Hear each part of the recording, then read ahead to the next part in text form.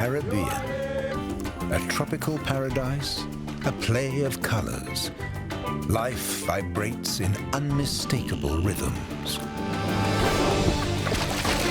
But when the hunters come, there's no mercy.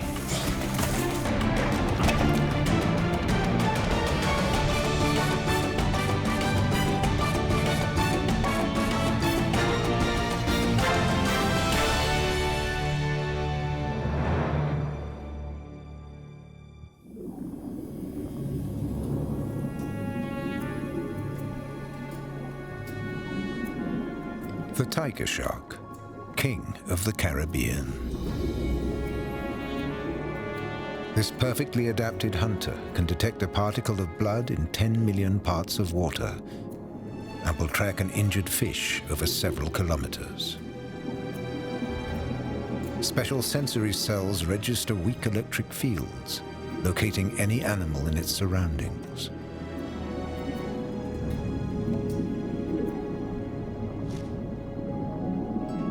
Sea turtles growing up to 1 meter across are relatively safe in the seagrass.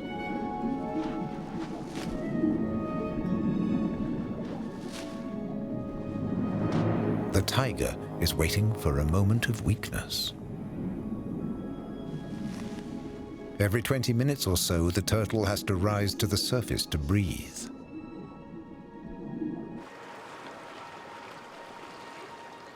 Now it's vulnerable.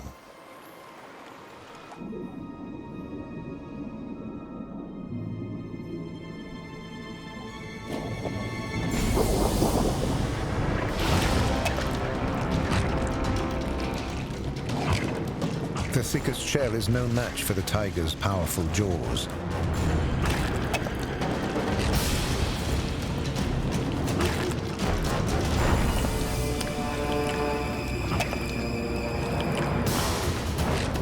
Within minutes, the Caribbean's largest predator has dismembered its 100-kilogram victim.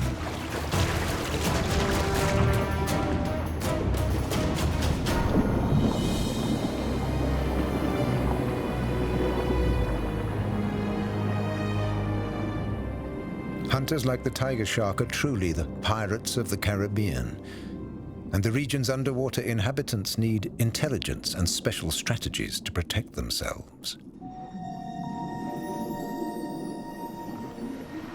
Tilefish are often the prey of sharks and rays, but they have evolved over time into master builders.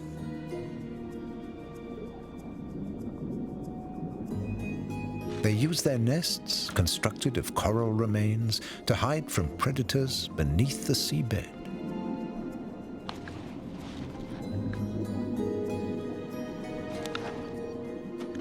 The lazier bicolor chromies take advantage of the tilefish hard work.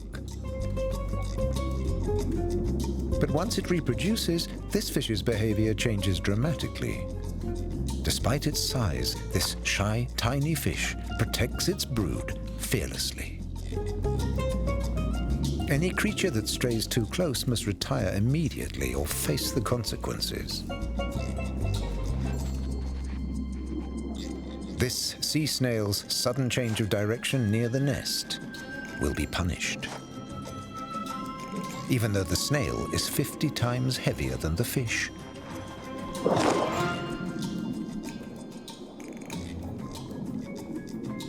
Once the coast is clear, the jawfish emerges from its custom-built hideout. As soon as it's sure there are no creatures with teeth in the vicinity, the eggs it holds in its mouth are rinsed to give them fresh oxygen. The male guards the brood for a week. During this period, it doesn't eat.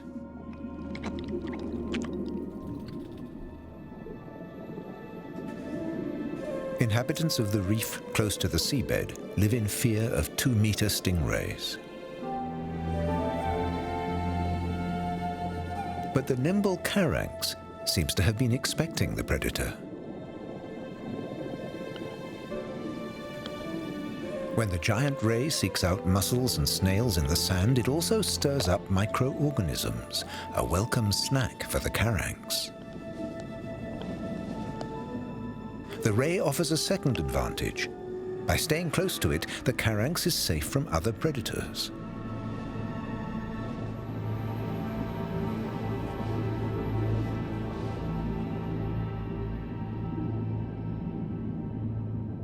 At 30 centimeters, an adult queen conch is the Caribbean's largest snail. Its shell is too tough, even for a stingray to crack open. That makes it a much-desired home once its original inhabitant is no more. It soon becomes a thriving community.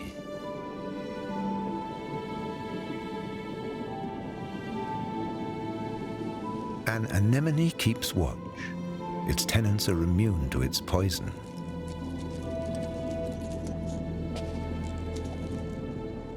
Only a few species, like the goby, ever leave their safe haven at all.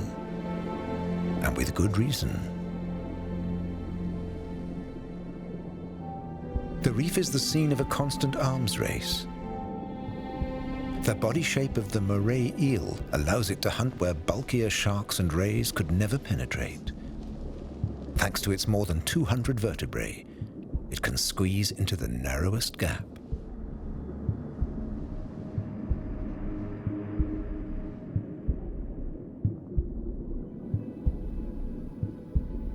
But the hunted are not powerless. The porcupine fish defends itself with an armor of sharp bristles. In an emergency, it inflates to twice its size. The scorpion fish relies on camouflage and its own poisonous spines.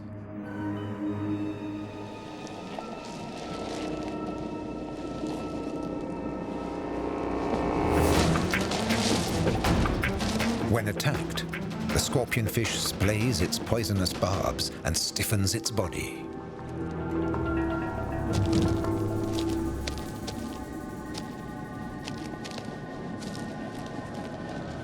The moray eel needs to position the prey just right to swallow it whole. A second's inattention and dinner escapes. The hunter has yet to take it in.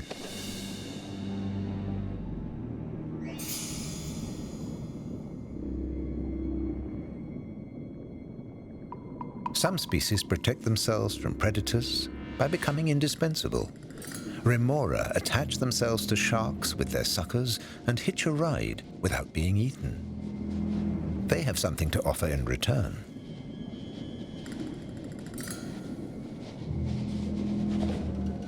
The cleaning team is sensitive and well practiced.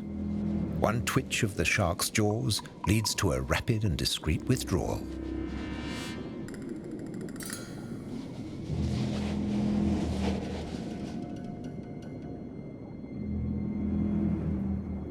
Hunters aren't always hungry.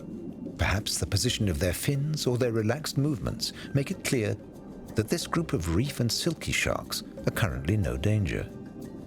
The caranx seem to think so, and they'll make the most of the moment.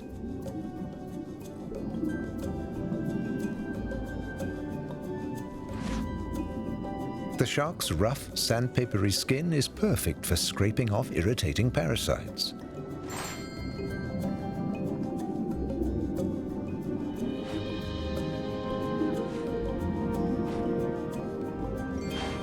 The majestic hunter reduced to a swimming beauty salon.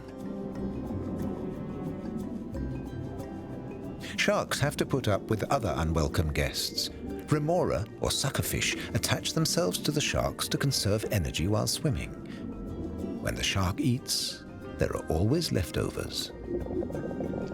When it doesn't eat, there are always alternatives.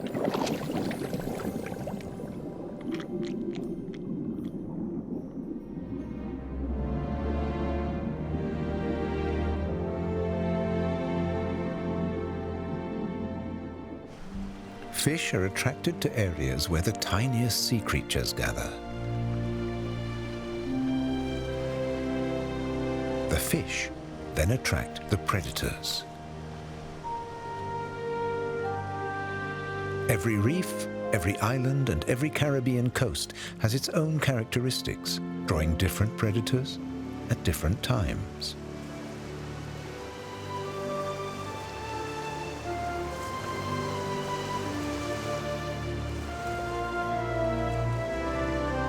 As night falls on the Honduran island of Roatan, a mysterious hunter emerges from the depths.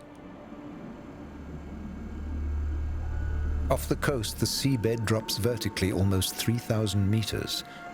This makes it one of the few places on Earth to observe a giant of the seas, if you can find it.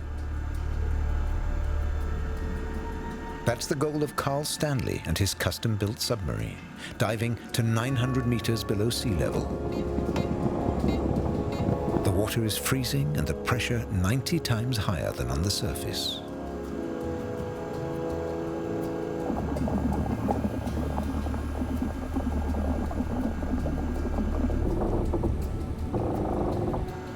Carl is on the lookout for a creature whose movements, habitats, and breeding areas are a mystery.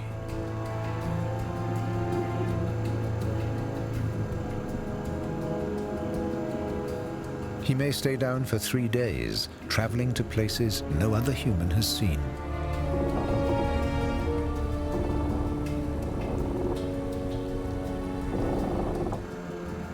This underwater explorer taught himself submarine construction and marine biology. His cameras have documented almost 100 previously unknown deep-sea species.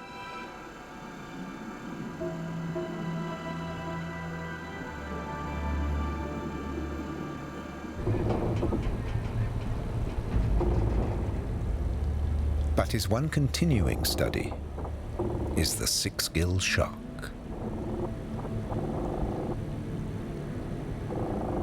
For years, Carl has attempted to understand its secrets and its migration patterns. It can be found throughout the Caribbean Sea and the Atlantic Ocean, but nobody knows how many of these animals actually exist, as they usually live more than 1,000 meters below the surface.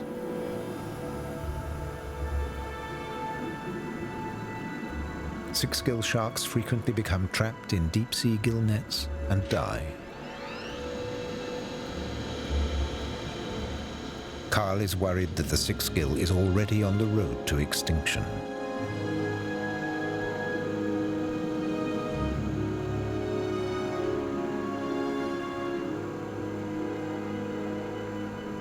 The sharks hunt in total darkness.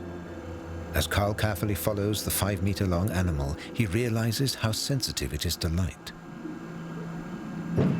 The submarine lamps blind it.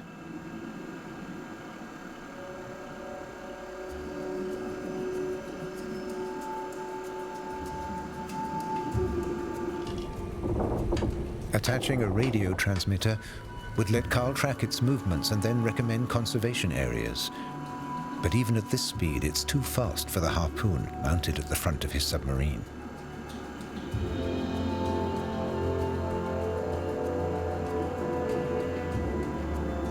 Suddenly, the shark vanishes in a cloud of mud.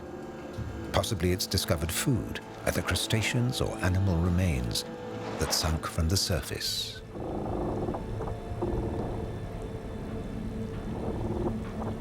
Unable to see, Carl is disoriented. It seems like a second six-gill shark has whipped up the seabed. But Carl's homemade sub isn't quite maneuverable enough to attach the transmitter.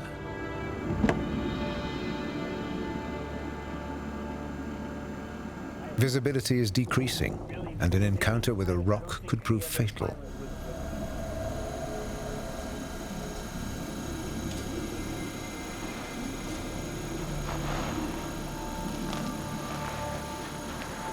Carl abandons his mission without fixing the transmitter. But something else is bothering him. He's only seen female sharks, no males. Perhaps this is where the six-gill sharks give birth to their young. Is Roatan the nursery for these ancient creatures of the deep? He returns to the surface where day has turned to night. The transmitter will wait for next time.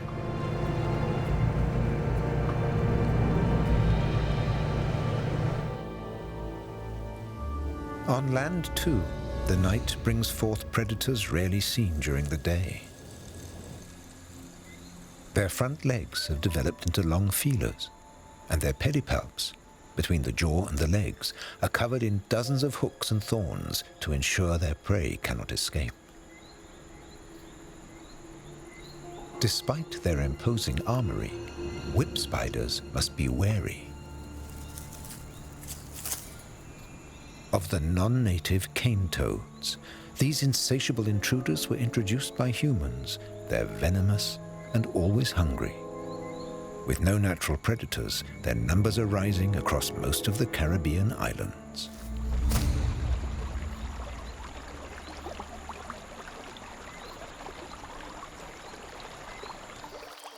Mice were similarly introduced by humans. Like the cane toads, they're spreading fast.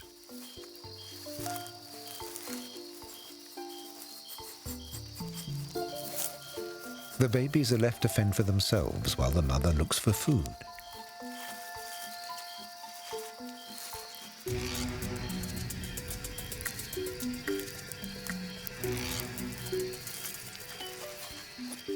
Centipedes in the Caribbean may grow up to 20 centimeters. They're predators that only hunt at night. Their poisonous saliva paralyzes their prey.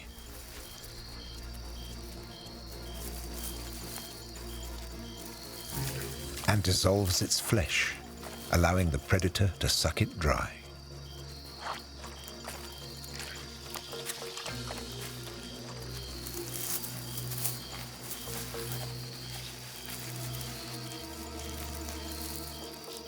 The mother mouse returns to care for her young. Has she noticed that one of her offspring is missing?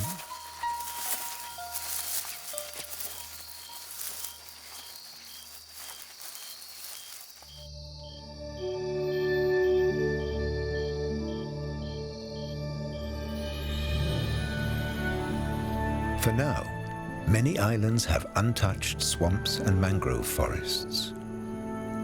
But non-native species are increasingly impacting the fauna of the Caribbean islands. Macaws frequently make their way here from the mainland, but few survive. They can only eat certain plants, and the islands often can't provide the food they need.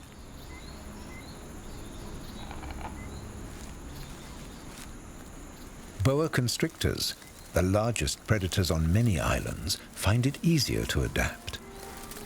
A number of subspecies developed, some smaller than conventional boas, while others grow to lengths of more than 5 meters.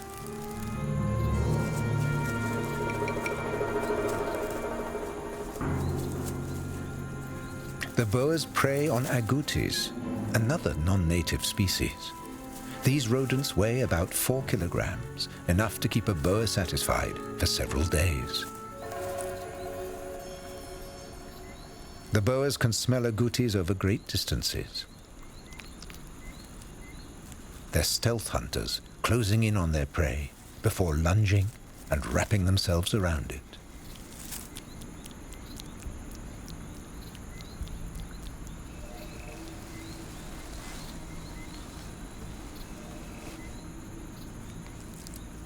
But the agouti has seen a movement in the undergrowth. It begins to drum with its rear legs to warn the others.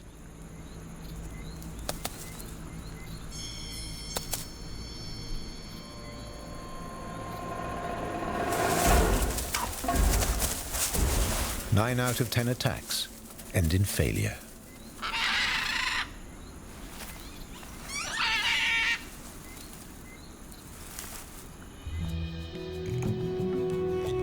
One species that has survived in the remote forests of Roatan Island undergoes dramatic changes for a few weeks every year.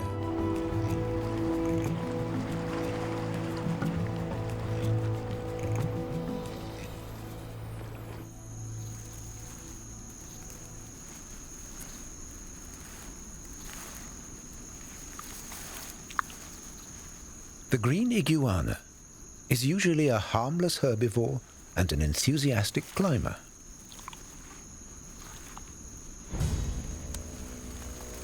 But in February and March, the males become extremely aggressive. No rival is tolerated. Usually, threats from the largest iguanas will make smaller rivals retreat.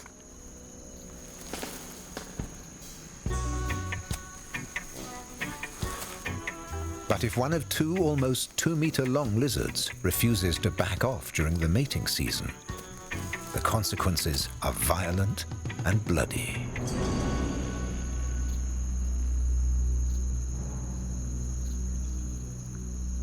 The bodies of the warriors are scarred all over. Severed limbs and fatal injuries are not uncommon.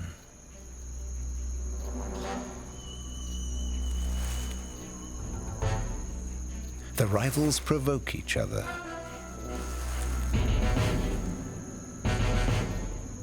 If a female appears, the gloves are off.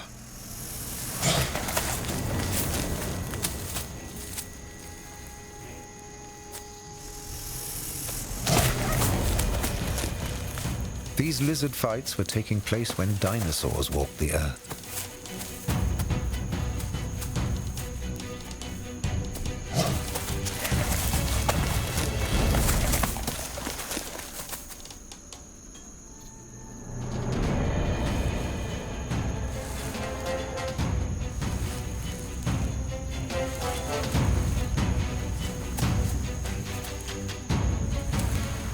Male iguanas have far stronger jaw muscles than the females of the species.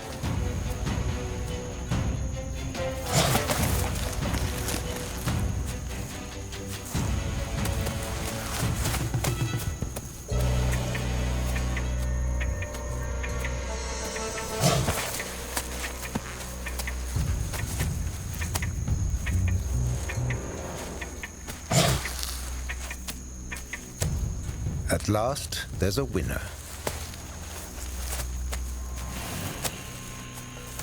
But he's too late. A far smaller male has exploited the over-eagerness of the combatants. The female is immobilized by a bite to the neck. It's always a good idea to be in the right place at the right time.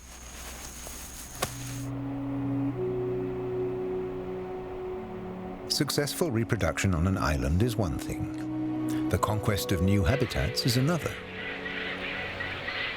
Birds have no problem with Caribbean island hopping.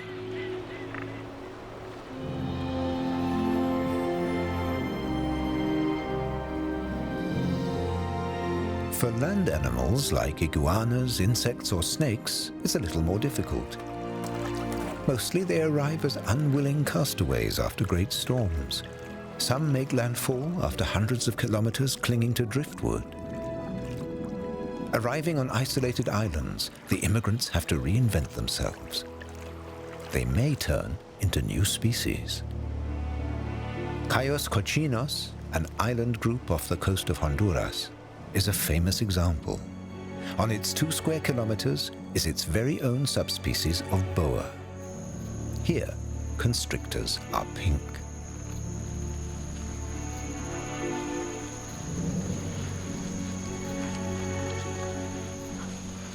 In contrast to almost everywhere else in the Caribbean, people don't fear snakes here or hunt them.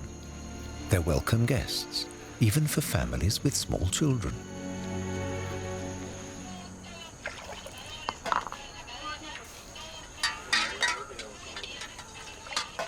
Because these boas eat the rats that transmit Weil's disease, that can in extreme cases be fatal.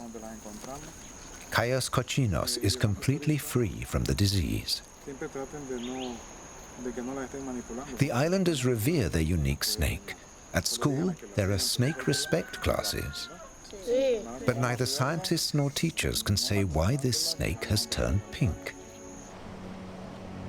There's only one drawback. The pink boa has become a collector's item, and illegal reptile catchers are seen more and more often on Cayos cochinos. If you live underwater, conquering a new habitat can be all too easy. Not always an advantage for a sensitive ecosystem.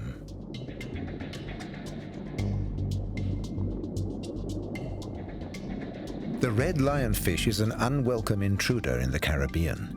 This venomous fish is native to the Pacific, but a few were discovered in the Caribbean at the turn of the millennium. They probably came from an aquarium. Native predators like the grouper avoid the poisonous lionfish.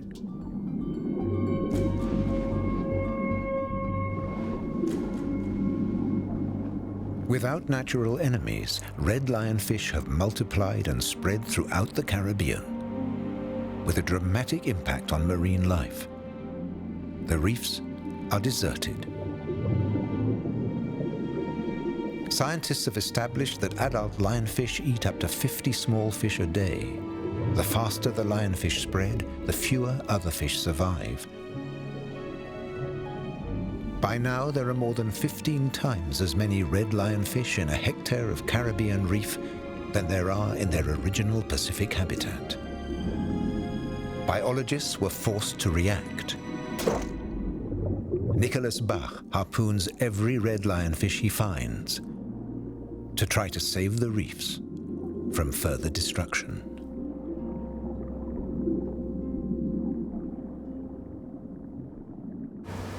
And he does more.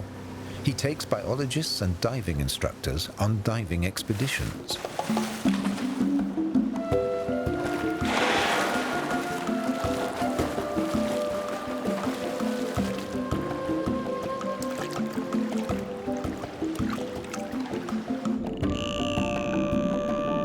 They're often accompanied by inquisitive dolphins, especially here at one of the bottlenose dolphin's favorite corals.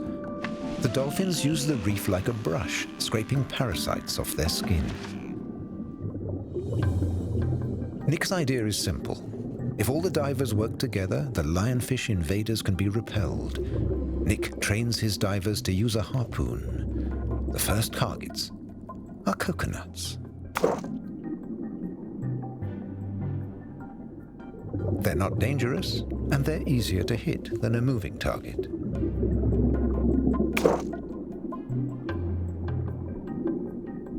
The red lionfish also hunts the young of many marine predators. Biologists have found the remains of young barracudas and groupers in the invaders' stomachs. Combating the invasion this way only works where diving is frequent. On many islands, scientists have now gone further.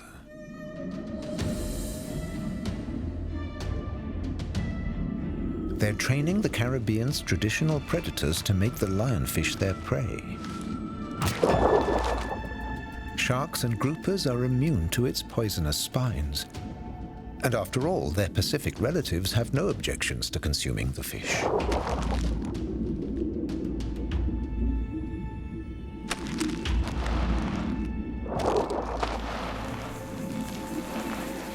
Humans can't contain the lionfish without help from the animal kingdom. Perhaps Caribbean hunters can help restore the region's marine equilibrium.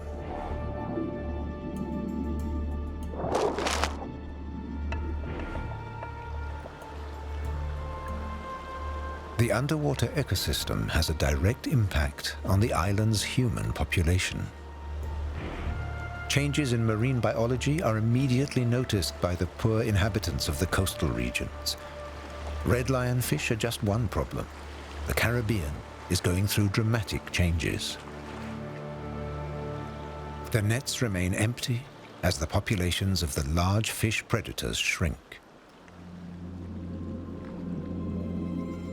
Tiger perch only mate during a full moon between February and April. For centuries, the fish have sought out the same reefs for mating. The males expend a lot of energy battling their rivals. To increase their chances with the females, they look their best. Their striped scales glow intensely.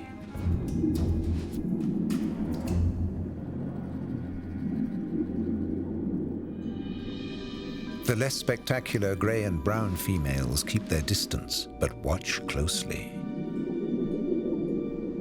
Which male is worth mating with?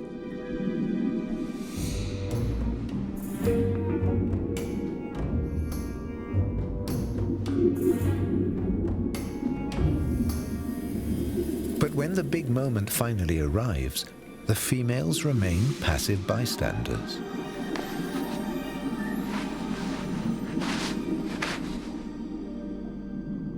The males perform as they should, to no effect. The females take no part in the mating rituals and lay no eggs. The male's sperm is carried away by the current. An entire generation is lost. Scientists believe this catastrophe is a direct result of global warming.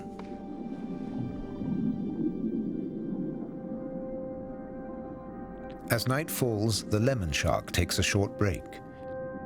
Unlike other shark species, it doesn't need to keep swimming. It can rest on the seabed, where the remora or suckerfish help to clean its skin.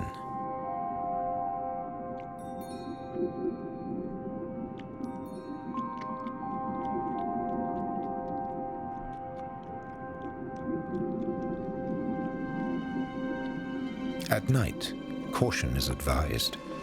An anemone can provide protection as long as one remains within its venomous tentacles. But having one's very own anemone on one's head is even better.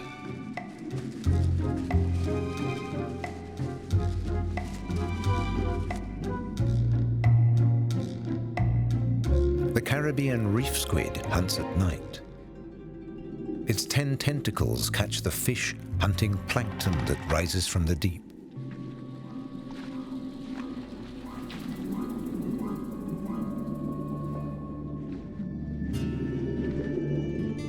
The snake eel is waiting hungrily for its prey. But when a bearded fireworm appears, he prefers to get back under cover.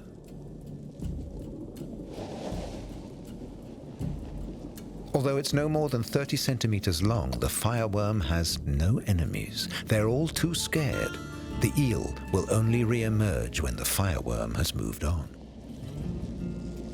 It's because of its bristles. They break off when touched and release a poisonous secretion in the victim's skin. The fireworm has an exceptional sense of smell. Several will gather from far away where there's the prospect of prey. A dead fish doesn't stay undiscovered for long.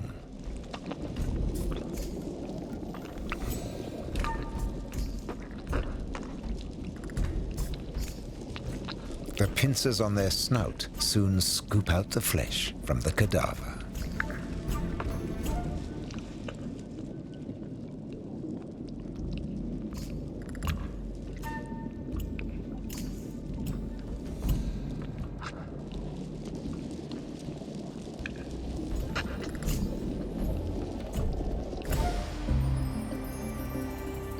At first light, frigate birds leave their nesting places.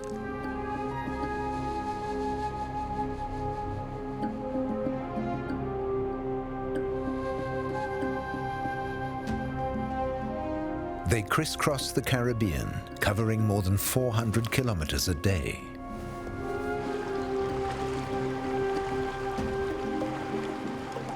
Small coral islands are often their first destination. The birds are undeterred by the presence of humans. The frigate birds come here at this time of year for a reason.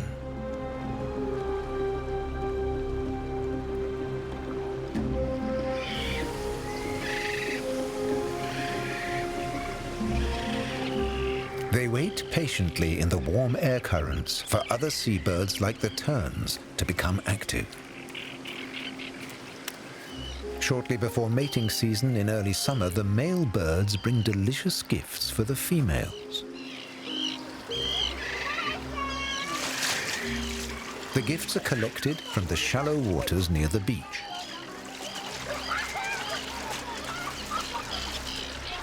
Where millions of sand smelt congregate in the warm water to find food and end up in the reach of the terns. The frigate birds' specially shaped wings make them the Caribbean's most agile flyers.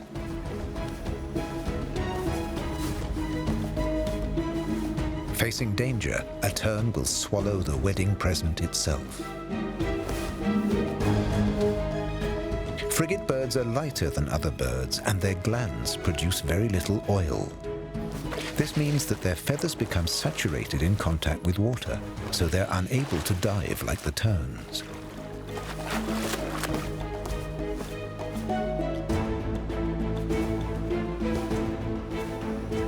So the pirates of the Caribbean attack until their victims surrender their food.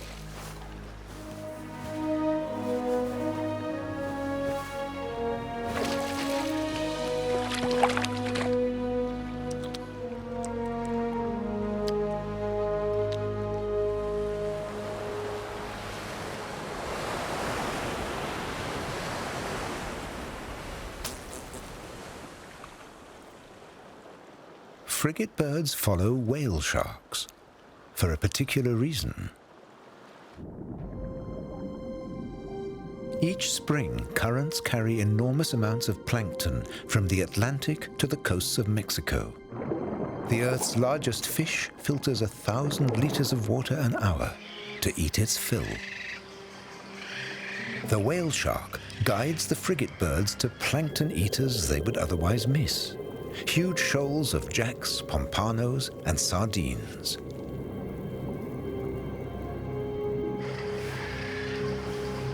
But the fish are out of reach of the frigate birds until they receive assistance from the depths of the sea. Sailfish. Now the frigate birds just need to wait.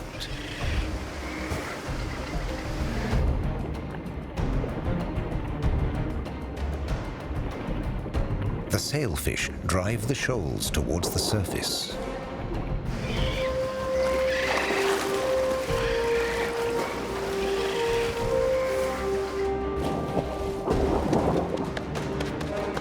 The frigate birds take full advantage of this generous gesture.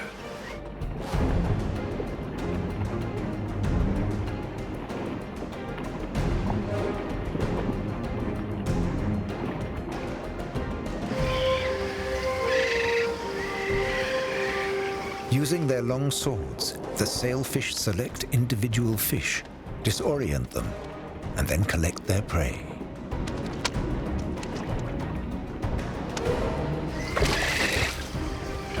Of course, the birds steal from each other, as befits pirates of the air.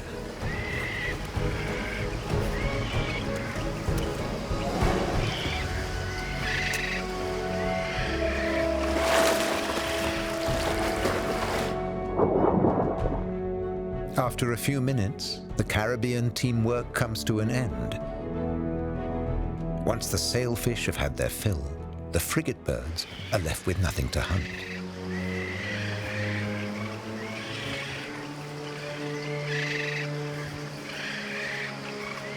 The hungry birds remain, while the sated birds return to the colony.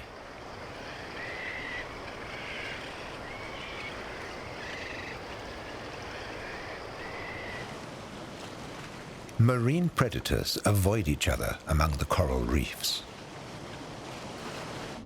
The sharks are the greatest underwater hunters.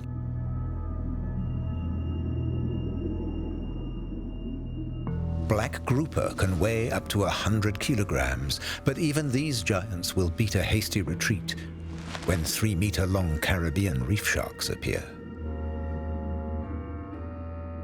Black groupers usually stay in one place. Like other reef fish, they hate leaving their territory. When the sharks invade, the fish seek cover. This time, however, the sharks pose no danger. They've come for some skin care, scraping off parasites on the soft corals.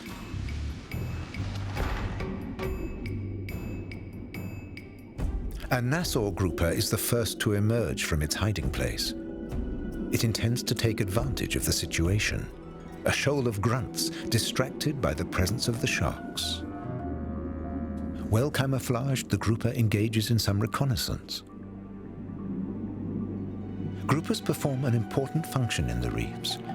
By eating injured and sick fish, they prevent the spread of disease. A grunt's injury attracts the grouper, which can sense the blood particles in the water.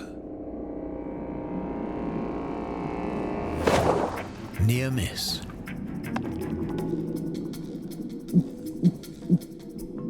Noises from the grunt's swim bladder are a powerful stress reaction from the pursued fish. Unfortunately, this hideout is already occupied. A healthy grunt forces the injured fish out in order to save its own life.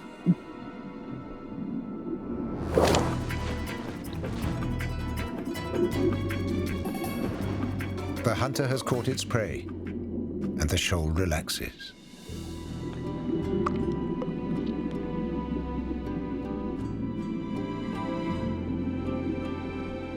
The sharks still seem to pose no danger.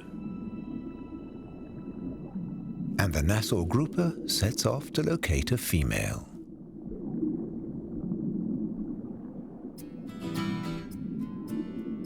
The first courtship rituals begin in January, 2 weeks before the full moon.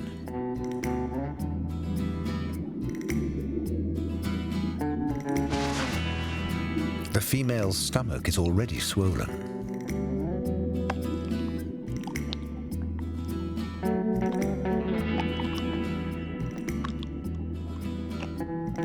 Unfortunately for the male, no amount of affection will lead to success here. The males and females are about to embark on a long journey.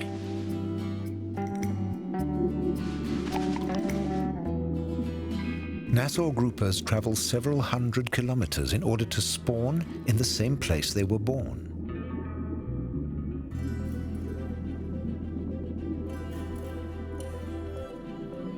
Only a few will return. The annual spawning assemblies are mercilessly fished. Most of the Caribbean's grouper species are endangered.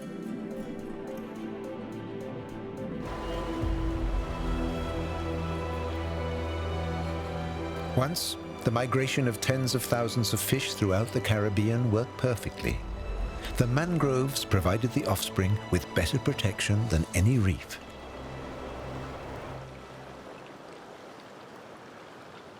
But these nurseries attract predators you wouldn't expect to see so far from the American continent.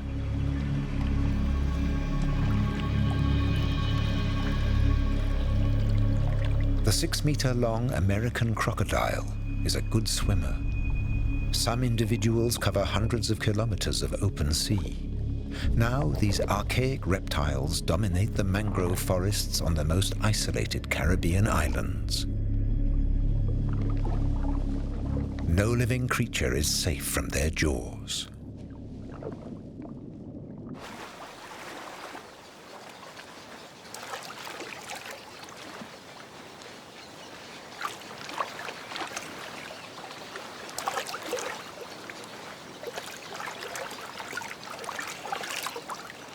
The little egret's strategy is to startle its prey and drive it into shallower waters.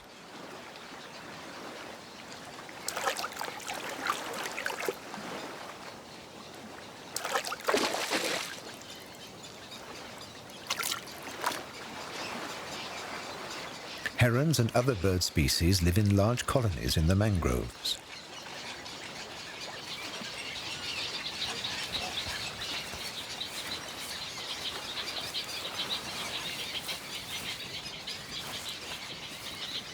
It takes around 30 days for the young birds to learn to fly. As they grow, they become more demanding. In colonies with more than 500 birds, the chicks hatch at different times, increasing their chances of survival.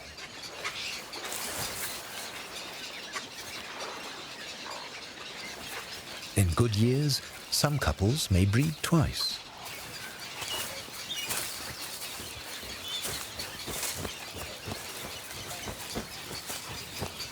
These disturbances dislodge ripe mangrove seeds, causing them to fall.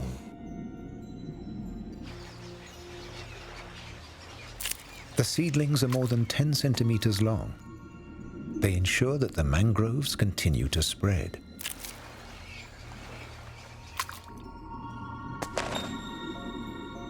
They either take root right next to the parent tree, or they're carried away to establish new mangroves. Either way, the trees form a labyrinth of life and a nursery for reef fish and marine predators. That's why biologist Luis Lombardo spends his time in Mexico's mangrove forests. For years, he has searched for the young bull sharks fishermen have seen. He believes the females give birth here. There's plenty of food, and they're safe from the cannibalistic males. Scientists know that barracudas display similar behavior. The young return to the reefs when they're big enough to defend themselves. There's no sign of young bull sharks.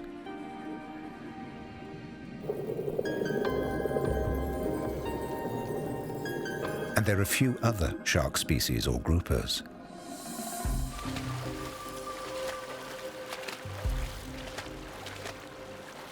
Only the red lionfish that decimates the populations of young fish continues to flourish. The balance of the ecosystem is disturbed. But the great underwater predators depend on it.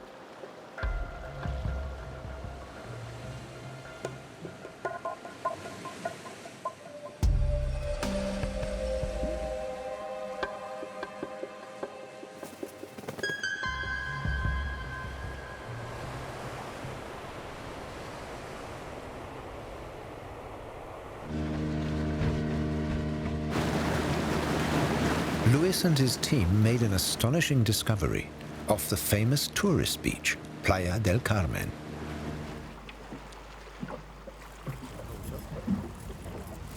Bull sharks congregate here for 2 or 3 months a year. Stainless steel chainmail tunics and trousers protect the researchers from the sharks.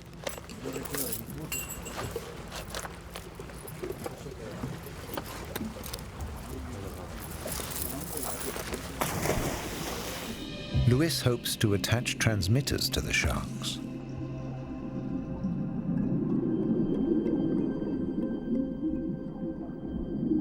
Almost all the bull sharks that come here in winter are pregnant females.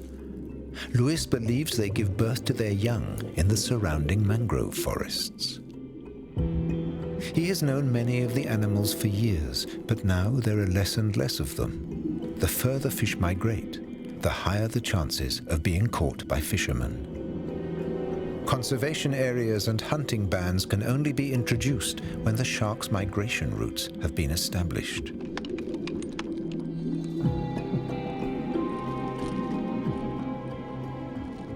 But sharks are unpredictable. Attaching a transmitter is a dangerous task.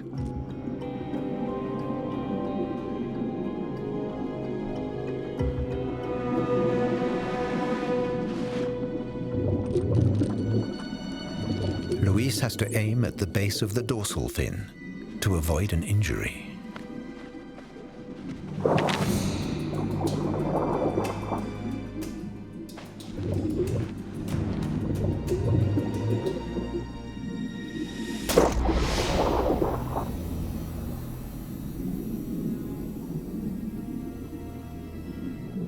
The shark barely notices the small puncture wound and doesn't try to escape.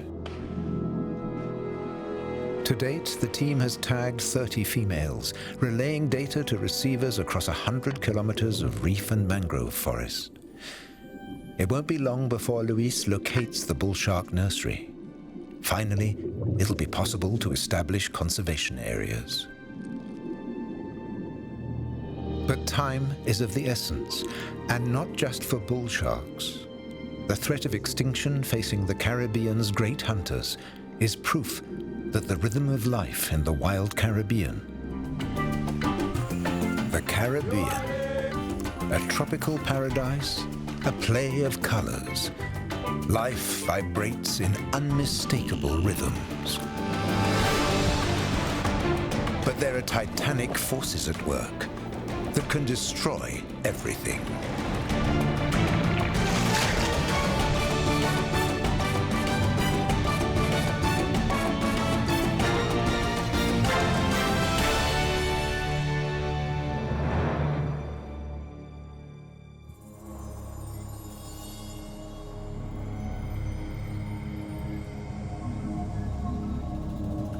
More than 1,000 meters above sea level, where clouds swirl around mountain peaks, the fate of an island and an entire region hangs in the balance.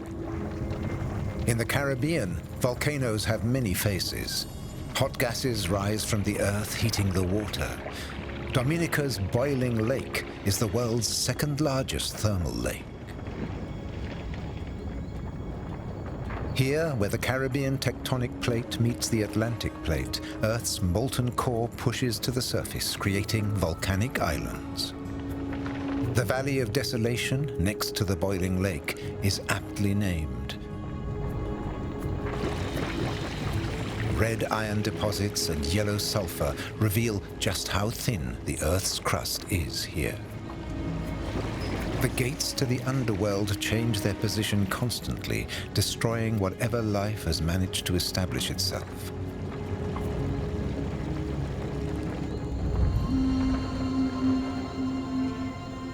But this is not just a destructive force. The volcanic peaks attract clouds, which lead to the growth of dense rainforests on their slopes.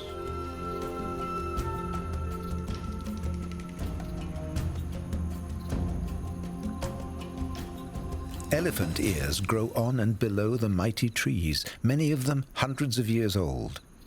At up to 1 square meter, these leaves are the largest in the Caribbean. Hercules beetles are attracted by the fruits of the elephant ear, but only during the last of their 3 life phases. These giant insects can grow to a length of 15 centimeters. They spend 2 years as larvae in rotting wood before becoming beetles for just 2 months. Then, the urge to mate eclipses all else. The scent produced by a receptive female has attracted 2 males. If a rival refuses to withdraw when faced with threatening gestures and snarling sounds, a battle ensues.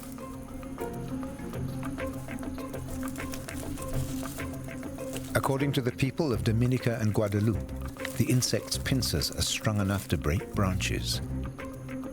These battles often prove fatal.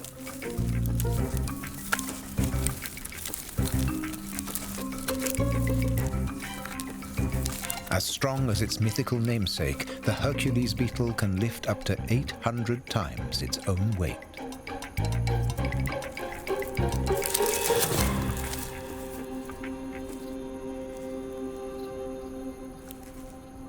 Reaching and inhabiting isolated islands on the very edge of the Caribbean is a challenge for both animals and humans. These rock engravings on the Lesser Antilles, left by Arawak Indians from the continent almost 2,000 years ago, are the only evidence of ancient human settlement in the entire region. The Arawaks were exterminated by the Spanish conquistadors.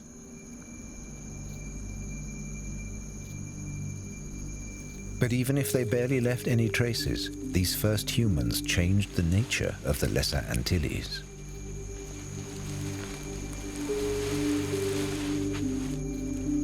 Those first human island hoppers brought with them a species of South American tortoise as living traveling rations. They released some to cater for later arrivals. That's why Calanoidis carbonarius, the red-footed tortoise, can be found wandering through the forests of Guadeloupe, thousands of kilometers from its original home. Every new arrival changes something. Land hermit crabs are born in the sea. While still tiny, they creep up the beaches inside the shells of dead sea snails. The availability of food pulls them ever further into the mountains, but as hermit crabs grow, they need bigger houses. Only when the apple snail appeared were the hermit crabs spared the laborious return to the sea to swap homes. Frustratingly for the hermit, this beautiful piece of work is occupied.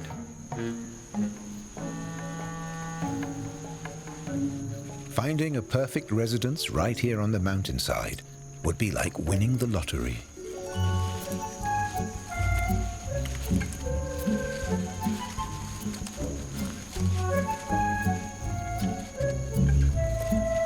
But apple snails don't live forever. Now it just has to be the right size.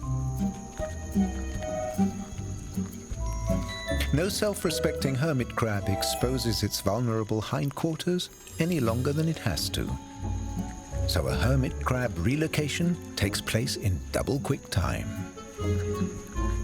At least by hermit crab standards.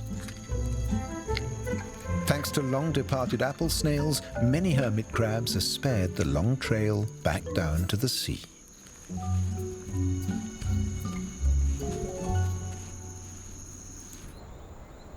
The streams of lava from volcanic eruptions in the distant past often trap animals and plants in a comparatively small area, cutting them off from their surroundings. For creatures with short lifespans like stick insects, this can lead to rapidly developing new subspecies. The steep, craggy canyons formed by volcanic activity can be difficult to overcome for these slow-moving animals. In isolation, species changed their appearance and specialized. Most stick insects only eat the leaves of one or two plants, plants that may not even exist in the next valley.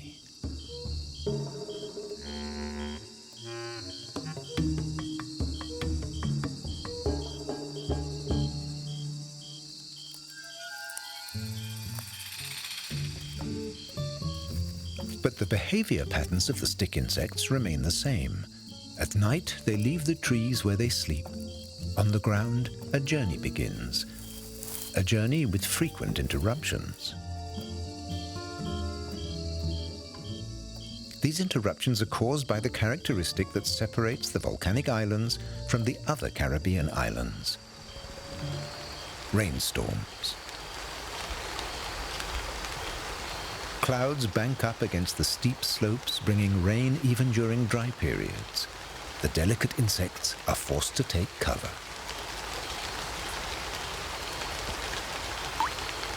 Fortunately, the showers are brief. When they end, these otherwise sedate creatures turn into enthusiastic eating machines. In their own valley, on their own special tree, and with no hope of ever meeting their relatives just a few hundred meters away.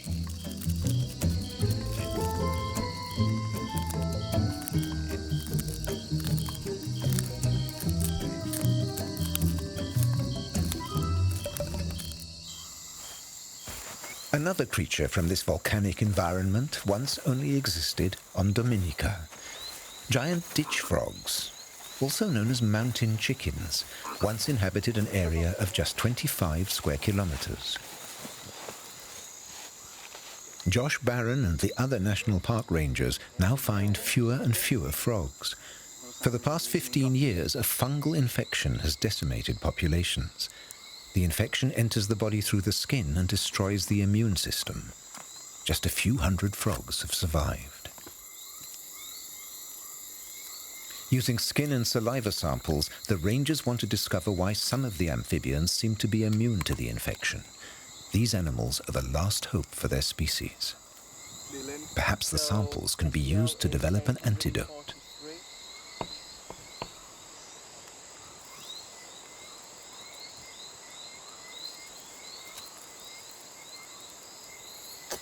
Every animal has a chip implanted, so it can be identified if it's caught again. The rangers want to develop a comprehensive overview of the population and movement patterns of the frogs. Right now, it appears that only a breeding program in a safe location can save the species.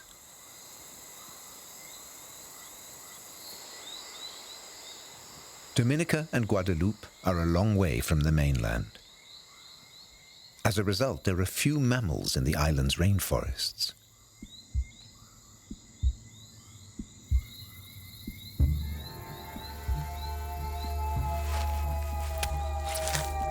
Reptiles and insects are the undisputed masters here. The Caribbean turnip-tailed gecko lives off the innumerable different species of cricket found here.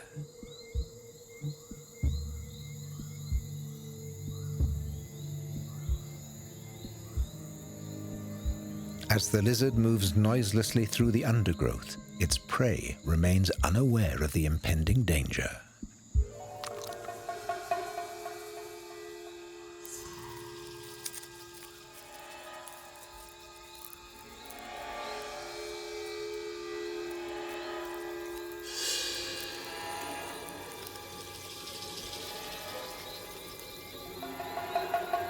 Its highly specialized eyes are able to focus on their prey in the darkness.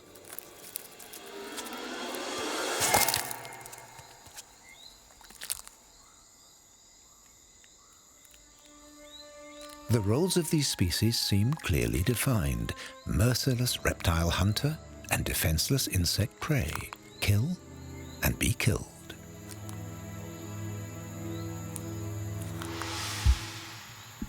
But sometimes, the creatures on the Caribbean's volcanic islands make their own rules. This particular giant cricket, the moscatidid, is not afraid, thanks to its powerful jaws. It's only found on Guadeloupe and can prove fatal for geckos. The reptile remains very still. It seems aware of the danger from the giant cricket.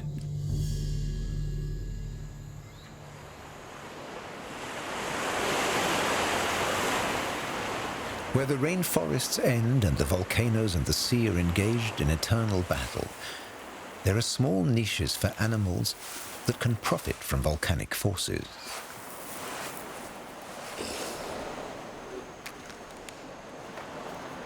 For 20 years, from March until August, Simon George has stood guard over his leatherback turtles on Dominica's east coast. When Simon began defending the beach from his countrymen, armed only with a torch and a club, just 8 females would come here to lay their eggs.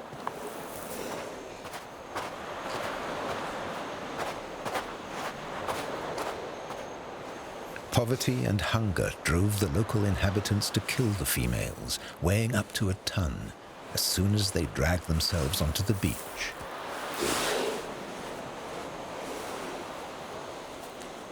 The leatherbacks are unable to develop survival strategies, as their instinct demands that they return to the beach where they themselves were born.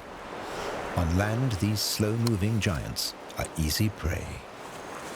As the eggs were collected at the same time the mothers were slaughtered, leatherbacks almost vanished from Dominica entirely. Since Simon began defending the beach, the turtle population has begun to recover. This year, more than 160 females arrived, each laying almost 100 eggs.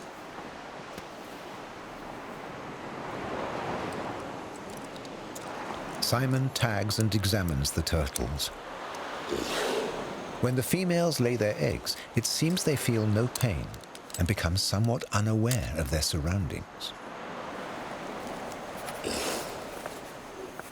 This particular female has returned 3 times to lay her eggs.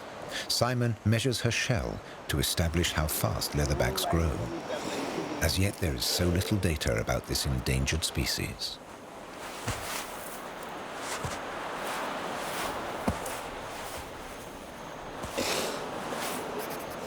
Simon admires the gentle nature of his giants and was prepared to face fury and rejection from the inhabitants of his own village to protect them. He was attacked repeatedly and his house was vandalized. But things have changed. He's now a local hero, as the growing leatherback population has attracted tourists who bring much-needed money to Dominica.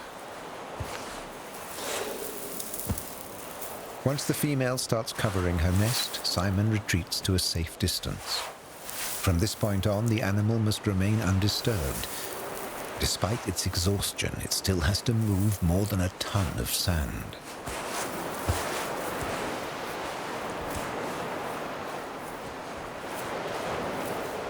Two hours later, it's all over.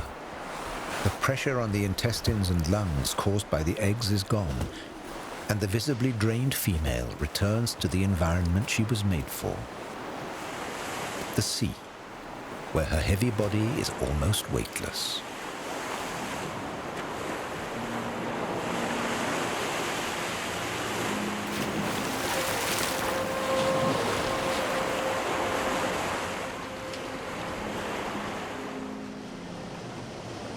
There's a reason the leatherbacks have been coming to Dominica for thousands of years. Their eggs require an average of 65 days of constant temperatures to develop. And the black volcanic sand provides the ideal environment. In addition, the inlet is protected by high mountains, and there are far fewer potential predators on this remote island than on the mainland.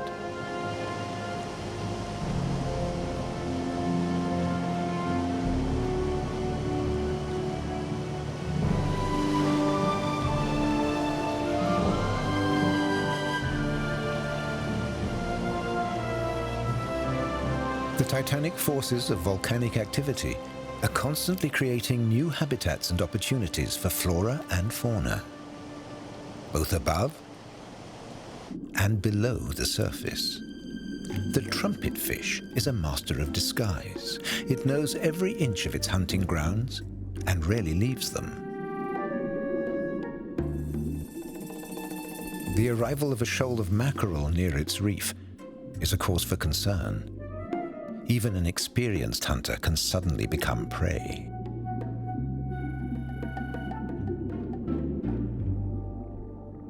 More and more mackerel appear. To be on the safe side, the trumpetfish changes its color and uses its shape to remain invisible. Suddenly, the reason for the mackerel invasion becomes clear. Millions of tiny fish have arrived in the shallow waters. This is what the mackerel have been waiting for. But the potential prey have ways of defending themselves. Using their extremely sensitive lateral line organs, they can detect the movements of both attackers and their fellow fish. This enables the shoal to perform synchronized maneuvers. Each fish immediately echoes the movement of its neighbor, tricking the predator into seeing a single giant fish. Faced by the overwhelming size of the shoal, the mackerel are unable to focus on individual victims. The tiny fish also use the corals as cover.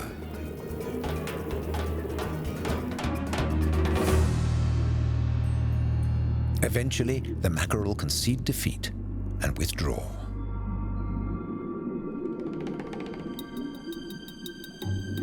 The trumpetfish now emerges from its hiding place, using the stoplight parrotfish as mobile cover. Scientists refer to this behavior as stalking. The parrotfish uses its beak to harvest the layer of algae on the surface of the corals. This flushes out tiny creatures, making them easy prey. Following their unsuccessful hunt, the blue mackerel fight amongst themselves at a nearby cleaning station. Clearly, there's too much demand for the services of the Spanish hogfish. As soon as it begins to clean one mackerel, another pushes in.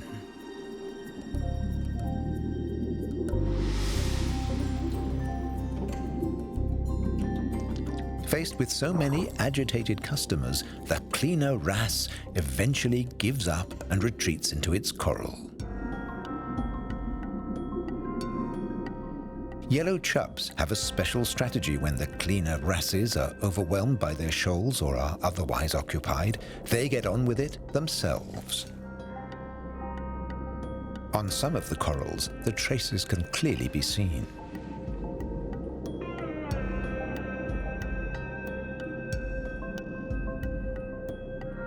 The chubs are trying to scrape off the parasites.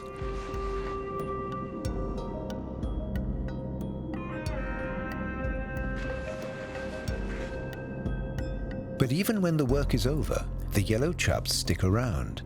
Even if there's no collective cleaning, there's always the possibility of a protein-rich meal. Hundreds of bluehead wrasse have gathered on a neighboring coral. Females and males simultaneously shoot upwards towards the surface to lay their eggs and sperm in the current. The nimble striped sergeant majors are there in a flash for a feeding frenzy. The stately yellow chub wait below to gather up the remains. The cleaning services have been forgotten. It seems the fish were just waiting for their helpers to mate. There's no gratitude on the reef. But the cleaner wrasse seem wise to the situation. Small groups leave the main shoal and mate quietly a few meters away, thus guaranteeing the survival of their species.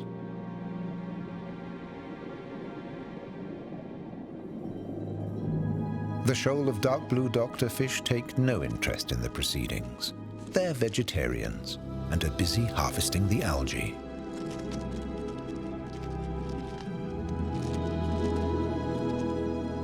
But near volcanic islands, these hungry vagabonds encounter unexpected difficulties while out looking for food.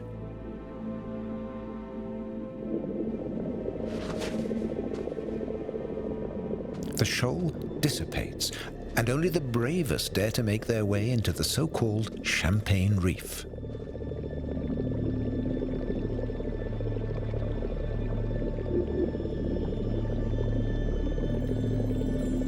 The gas bubbles from below the surface are volcanic, and the water is hot and full of toxins. At the very edge of this volcanic area, the boxfish searches carefully for food. It's safe from predators here.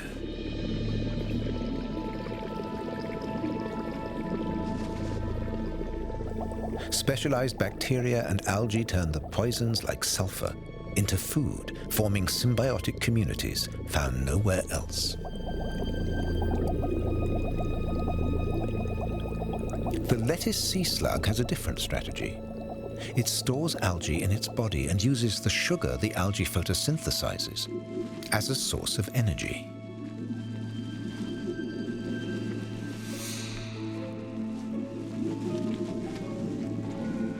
The sea slug's bright coloring warns predators it's poisonous, so it can eat its way through the Champagne Reef unchallenged.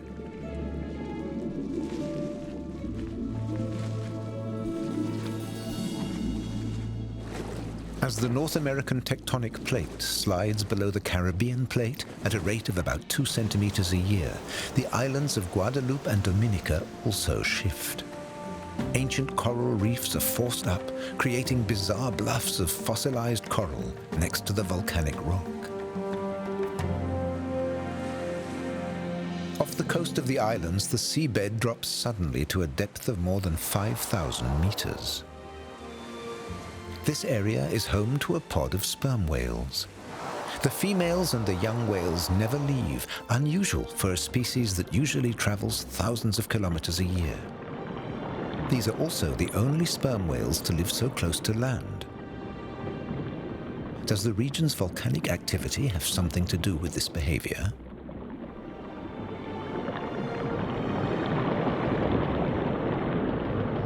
Sperm whales live in deep waters where they can find their preferred prey, squid. This is the only place on Earth where sperm whales can hunt so close to land.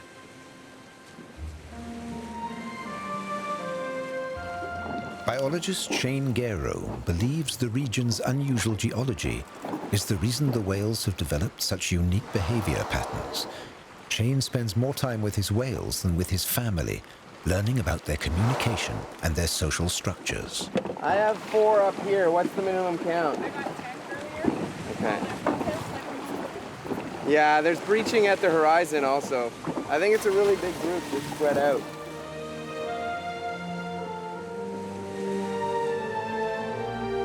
A young whale surfaces, attracting the attention of the researchers.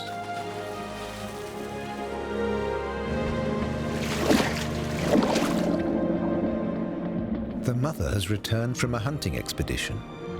Her offspring is unable to follow her down to 1,000 meters and must spend up to an hour alone on the surface.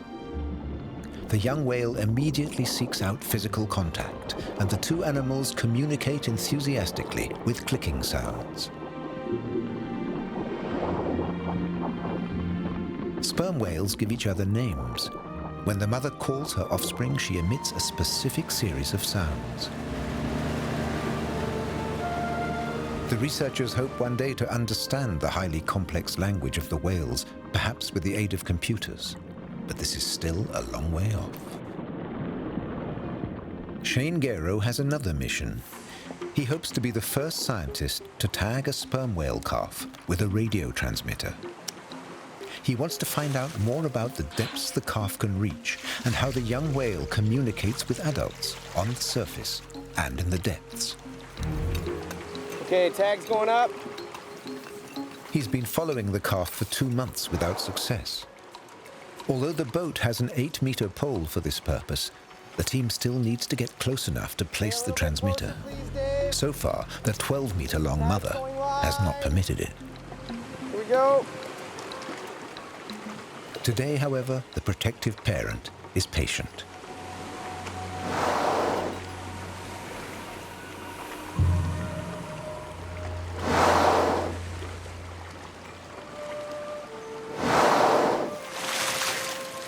With luck, over the next 48 hours, the team will gain new insights into the behavior of this sperm whale population.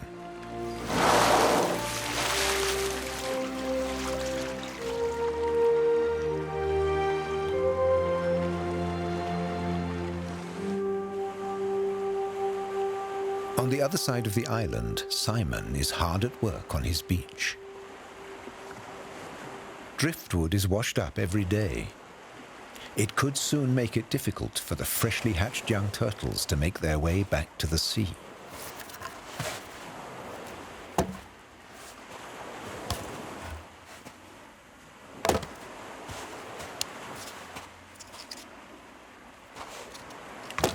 Simon usually works alone.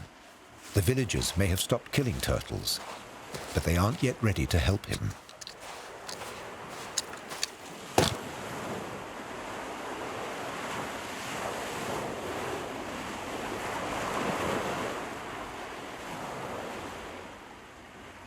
Once the sun goes down, the moon begins to affect the animal world in unusual ways.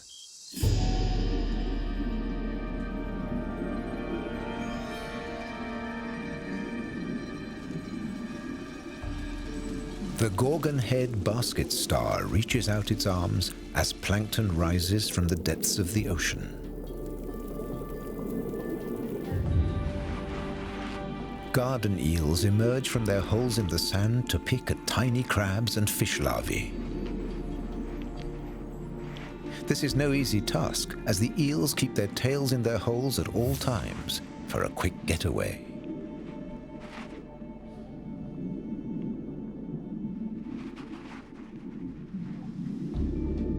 The platefish has little interest in the skittish eels.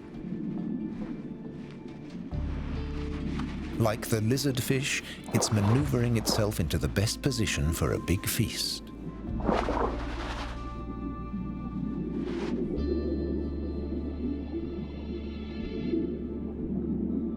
During the full moon, it's important to have the right strategy and be in the right place at the right time.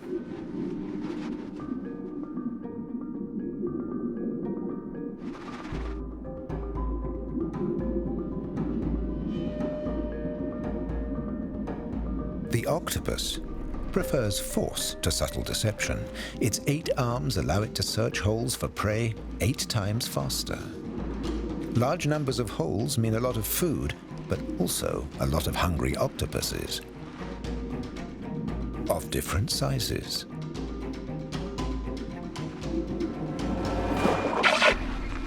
Unfortunately, the ink doesn't work, as the other octopus knows the trick. The larger octopus tries to drag the smaller towards the hard beak in its underside.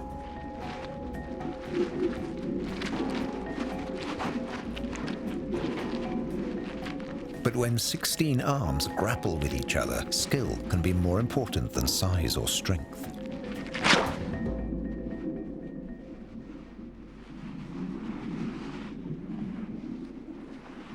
Finally, the event all the predators have been waiting for.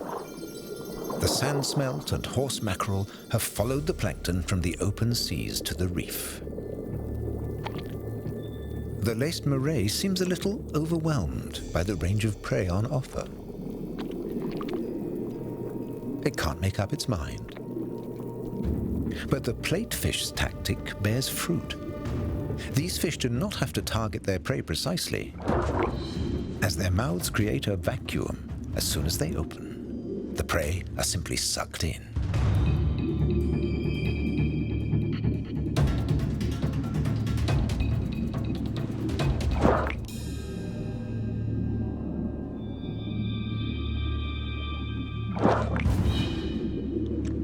Fish are never satisfied. They don't stop eating, even when they've had enough.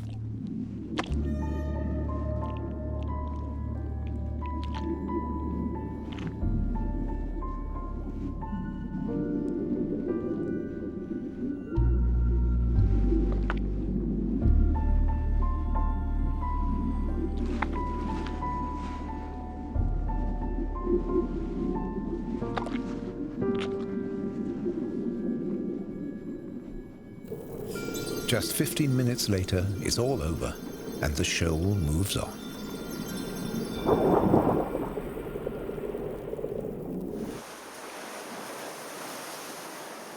The full moon also affects the Leatherback turtle beach. Something stirs in 3 nests simultaneously.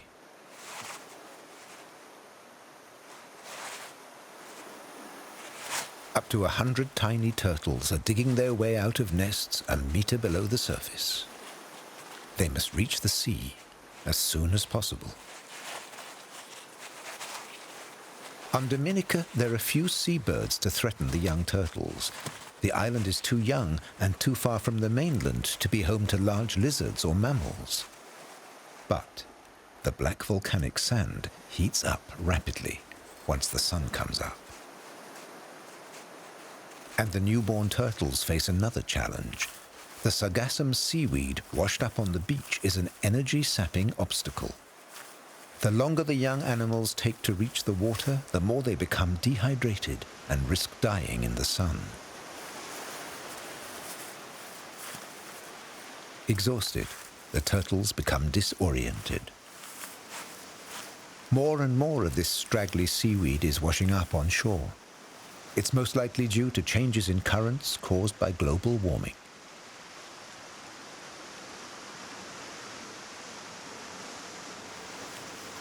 Fortunately, Simon arrives every morning to check on his turtles. He's even taken lessons from an osteopath to help them. He uses gentle movements to increase their energy flow.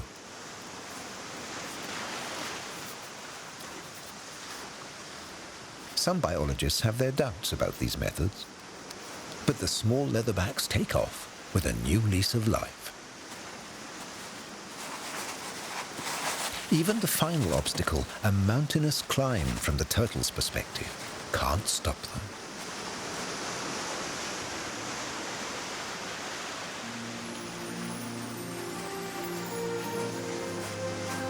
Sensing the proximity of the water, the turtles give it a final push. The males will never again come back to land, and the females will only return for a few hours each year.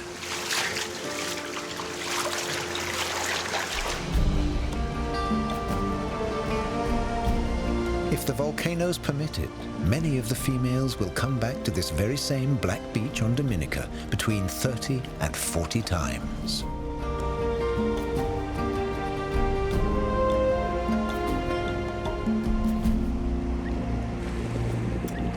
Shane Guerrero and his team have been following their sperm whale calf for 2 days. This is a good heading, Dave. As intended, the transmitter has fallen off the whale. Compared to the effort to attach it, collecting it is child's play. See it? See it? Where's the meter? Nice, tags on board, guys. All right, welcome back on board, Tag.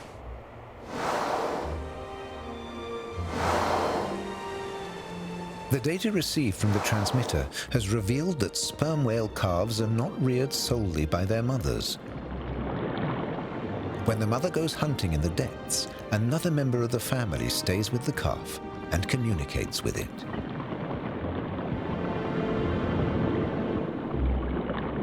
The researchers also used photos to determine just how much each animal contributes to the rearing of the calf. Okay, it's a mom and calf. Yeah, left side suckling. Every sperm whale has a unique tail fluke. Shane can only identify the whales when they dive because this is the only time the fluke is visible. From this, the researchers can determine which family member remains on the surface.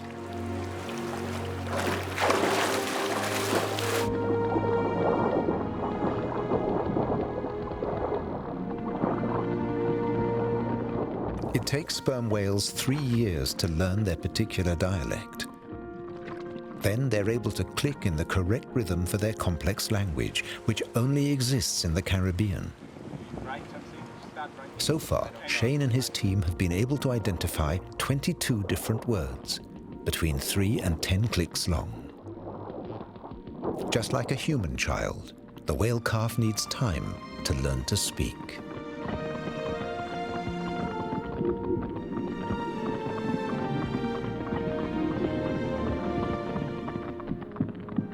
Because of the language, the way the young whales are reared, and their unusual proximity to land, Shane is convinced that Dominica's sperm whales have their own culture and traditions. He believes these are passed down from generation to generation. If Dominica's sperm whales vanish, this heritage will vanish with them. Unfortunately, this is a distinct possibility. Only 1 in 3 newborn calves survives the first year. Fishing nets can be deadly for young, inexperienced animals. If things continue as they are, sperm whales will vanish from the region by 2030.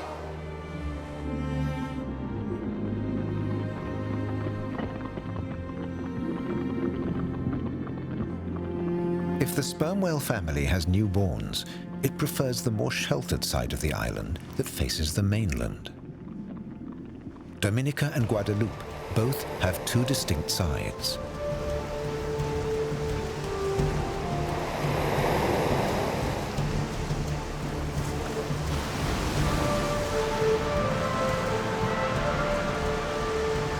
The side that faces the Atlantic is wild and rough.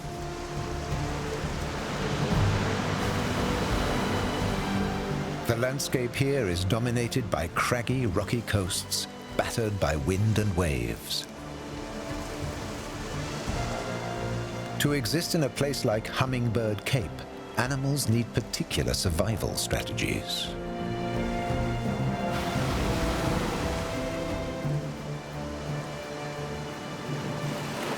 Rock crabs use every second between the breaking waves to harvest algae from the rocks.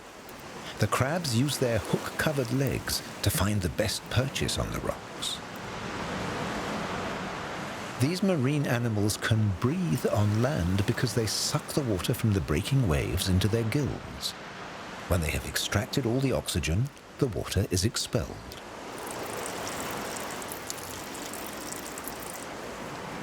These agile rock crabs have adapted successfully to life in a wave-beaten environment, a world whose only other inhabitants are firmly attached crustaceans.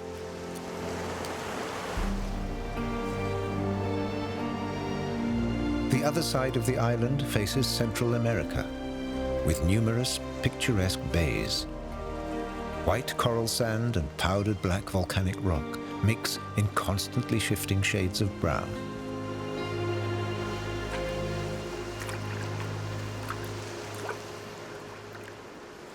The blue heron is no fan of the waves. After the hunt, its damp plumage will require a lot of care.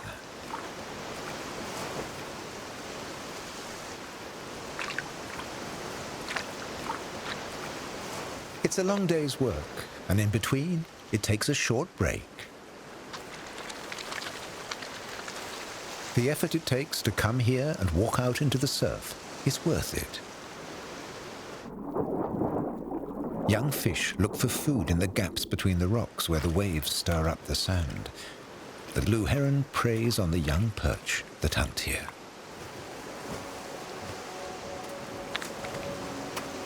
Of course, the meal itself is consumed far from the annoying waves.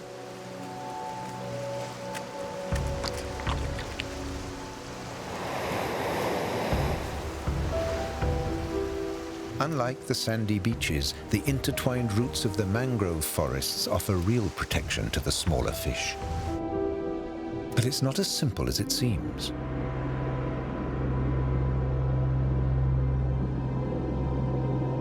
Striped sergeant majors build their nests directly in front of the mangroves. Together, the parents guard the lilac-colored eggs. But the barracuda has the fish in its sights. The parents-to-be disappear between the roots. The predator knows the procedure. It'll wait for its chance. But it's a disaster for the nest, because all the small fish that the barracuda would never threaten lunge at the unprotected nest. The longer the parents hide, the fewer eggs will remain.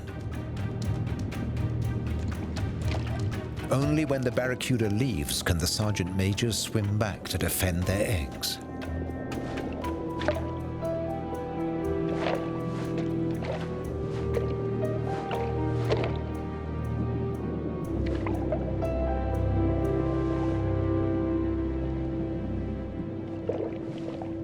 The parents have to guard their nest for a week, 24 hours a day.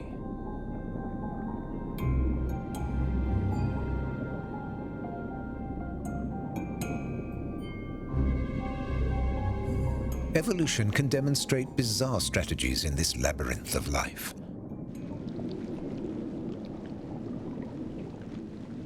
The tiger flatworm is a hermaphrodite. A mating encounter is not a tender event. After a short pause for assessment, they fight.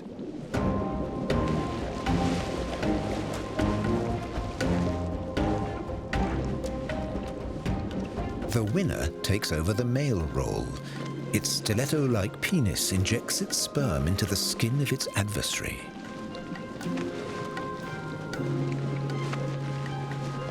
The female must then expend its energy incubating the young. The sperm find their way inside its body to the eggs and fertilize them.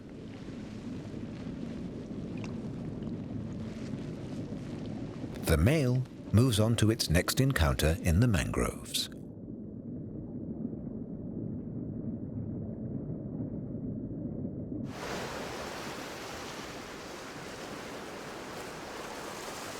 Due to the frequent rains unleashed by the clouds collecting on the volcanic slopes, innumerable streams run down the mountains into the valley. La Grande Soufrière, Guadeloupe's dormant volcano, has hundreds of these streams.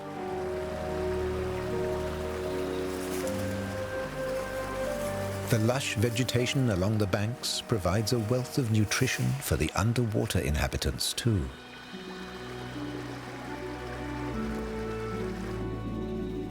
Cooled lava from ancient eruptions created an ecosystem that is unique throughout the Caribbean.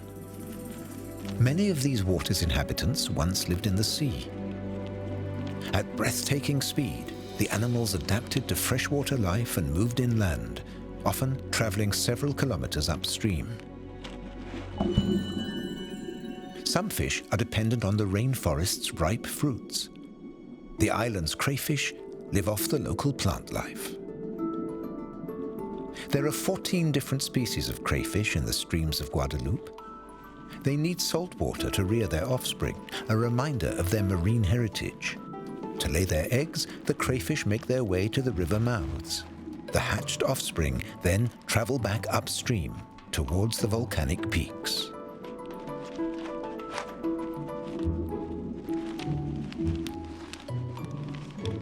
From the coast, they can also spread into neighboring bodies of water.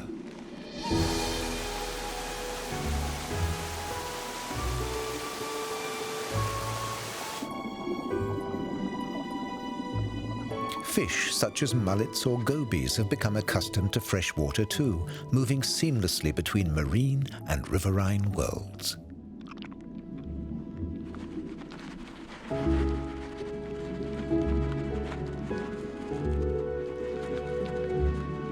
hundreds of meters above sea level, they have fewer enemies and rivals than they would along the coast.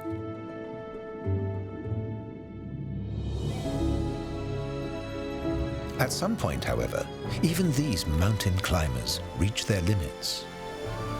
Waterfalls are insurmountable obstacles. As they cooled, the streams of lava created mighty rock faces. The water descends more than 100 meters at one of the Caribbean's highest waterfalls.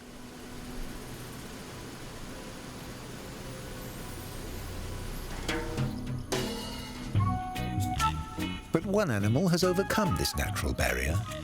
In the 18th century, North American raccoons escaped from a shipwreck and rapidly colonized Guadeloupe. They're the largest carnivores on the island and have no natural enemies. At least none that pose a significant danger. But ants show no mercy when their transport and access routes are blocked. Even thick fur can't protect the raccoon against thousands of bites and venomous stings.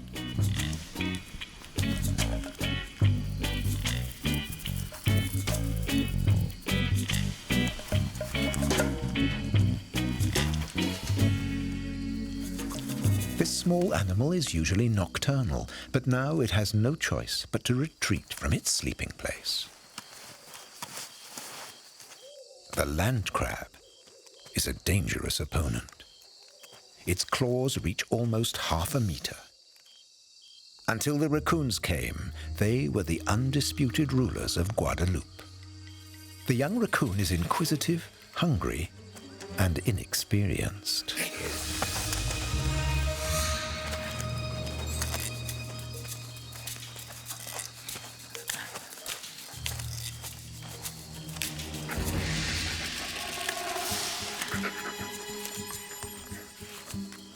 It's also lucky. The claw snags a tooth, but the crab is reluctant to let go. The crab's claws would be strong enough to snap a digit from the raccoon's paws.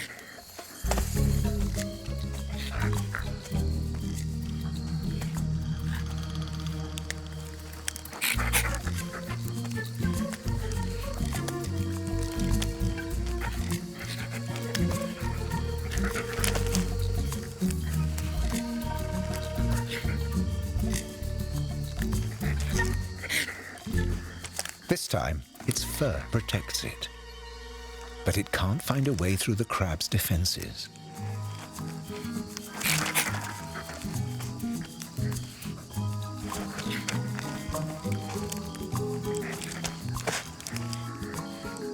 The raccoon has no more ideas. The crab's chance to scurry away. Match drawn.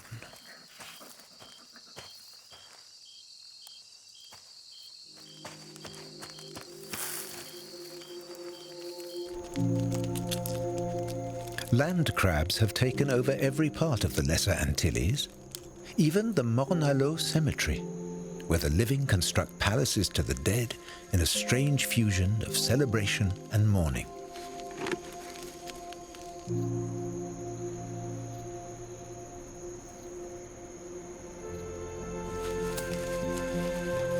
For humans, a cemetery on the flank of a volcano is a way of defying but also appeasing the unpredictable destructive powers of the Earth. For nature, it's simply a new niche, a new habitat to be exploited.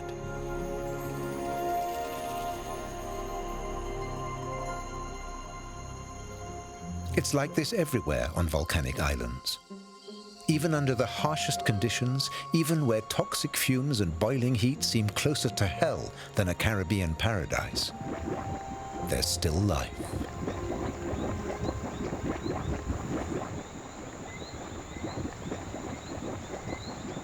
This particular hell, at the peak of Guadeloupe's highest volcano, has just one permanent resident: the sulfur spider.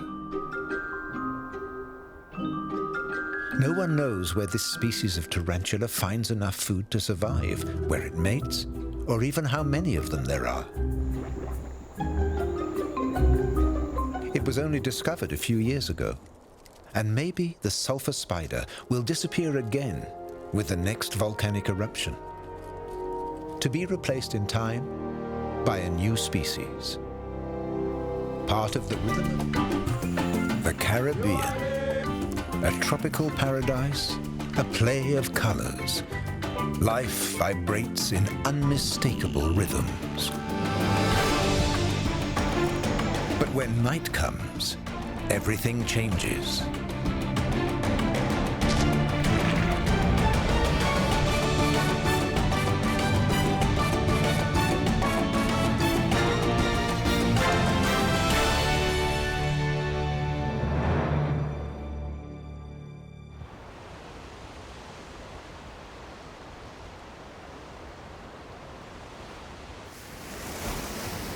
The islands and coasts of the Caribbean.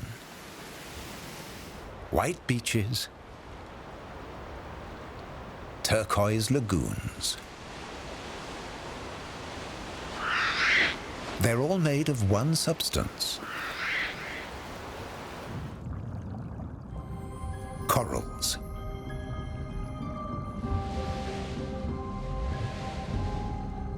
The workers themselves are tiny. They're called cnidaria after their specialized cells for capturing prey. Each polyp is a unique animal.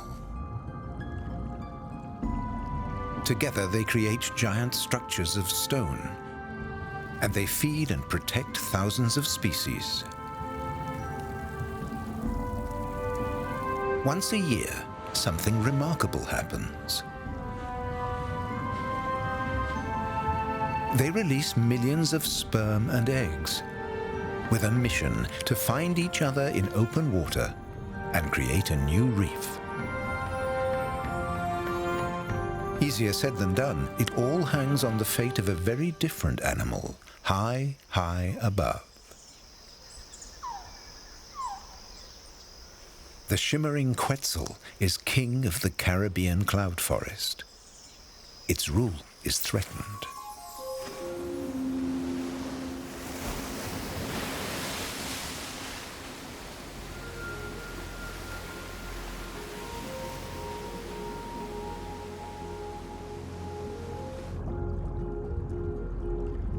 To absorb carbon from water and to use it to make their hard exterior, polyps have to eat.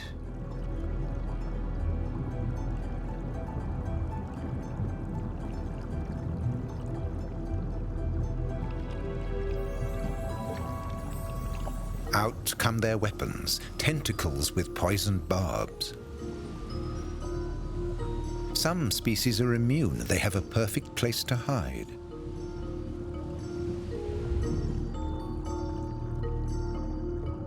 For others, even a delicate touch will soon be fatal.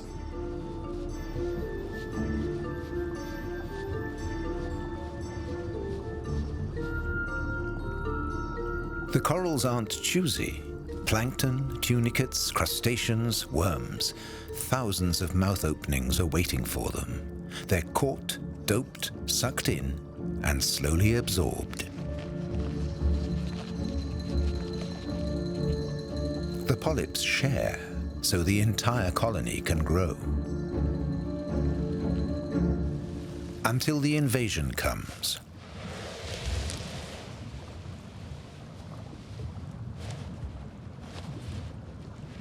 Sediment, sewage, and high temperatures are the coral's enemies. There's a battle.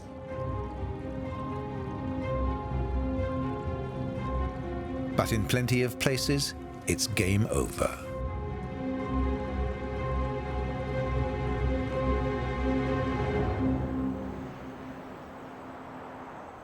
While corals were forming Caribbean coasts, forces from deep within the earth thrust Costa Rica's volcanoes up to 3,800 meters.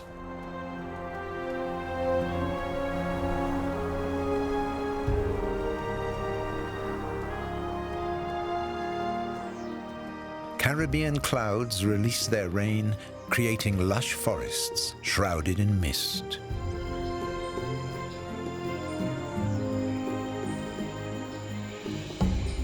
No space has been left uncolonized. Lichens, moss, and bromeliads fight for their place.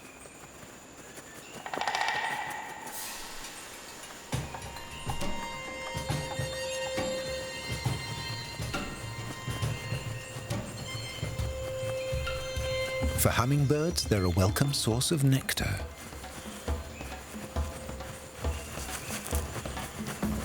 But they can also be cause for a fight.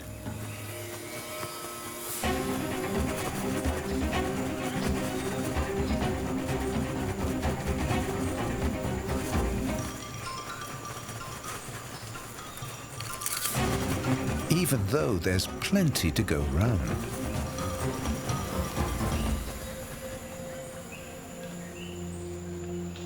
In the evening, the clouds take refuge in the hollows.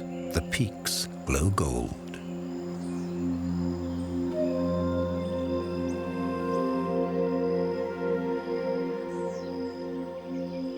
That's when the last rays of the sun catch the divine birds of the cloud forest. The shimmering quetzal is the legendary bird of Central America. Maya and Aztec priests plucked their feathers to wear in their headdresses.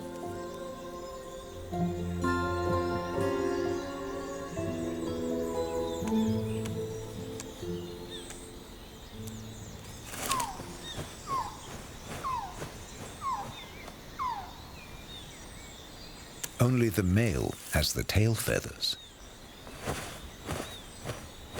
But he shares the childcare. Luckily, the feathers are flexible.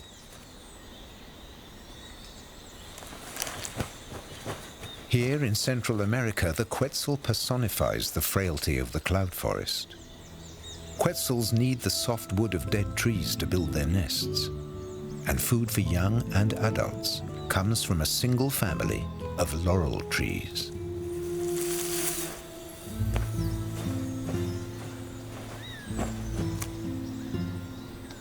Without the trees, no quetzal.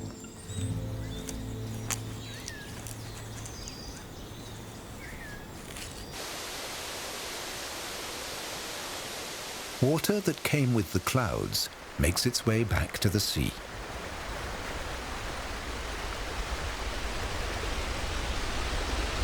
Some is visible. A great part of it disappears underground along the way. Mexico's Yucatan Peninsula is a gigantic one-time coral reef covered in thick vegetation and pierced with holes. What used to be the surface of the reef is now meters above sea level. The resulting caves are pierced by the roots of trees seeking the water below.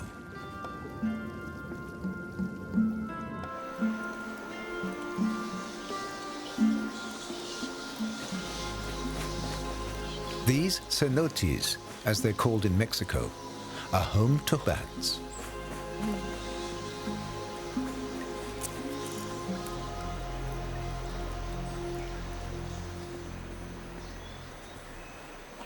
The entrances to the caves are guarded by mot-mot birds. But they're not really guarding, they're passing the time, literally, during the mating season.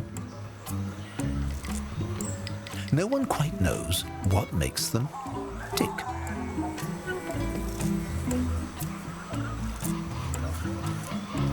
But it seems to attract their mates.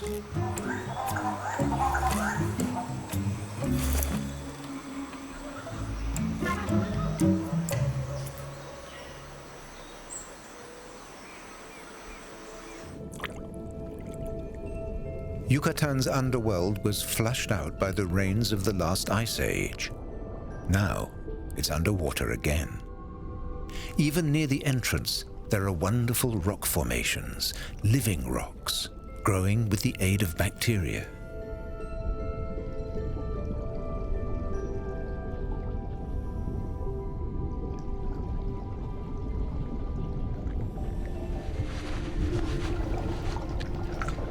Jerónimo Avilés and Eugenio Aceves are paleontologists.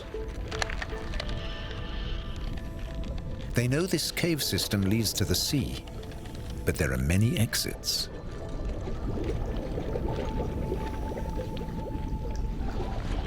They know the caves reach 70 meters deep, but are thousands of kilometers long, almost all unexplored.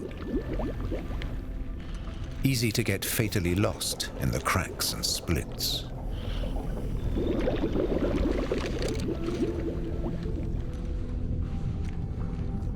But earlier adventurers came across something the bone men can't ignore.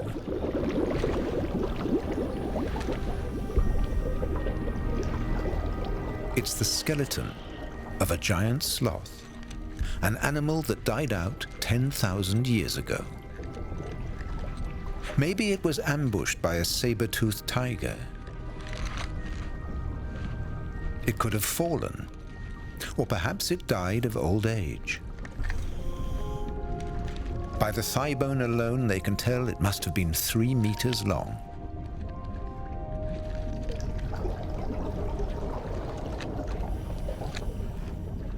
Time to leave. The surroundings are changing.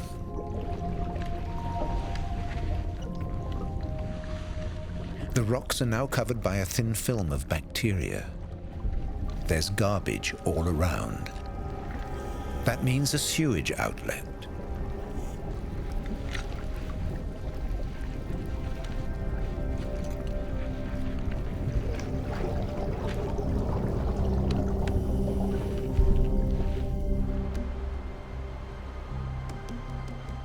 The cenote's entrance was surrounded by jungle, its exit by endless hotels.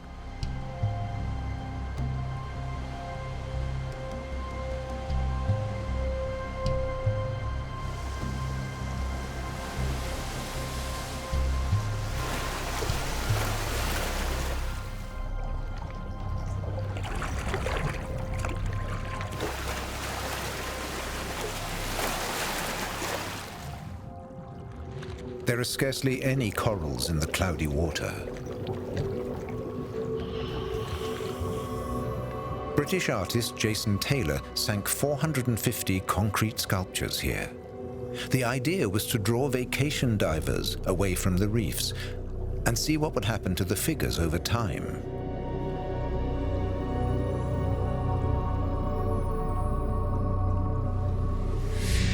He has created a parade of the living dead.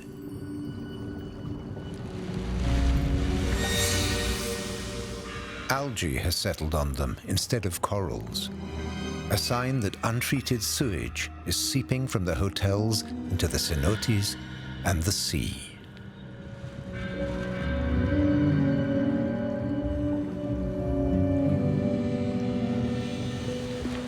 Further out on the reef, it becomes obvious. Dead coral skeletons overgrown with algae that offers little to other life forms.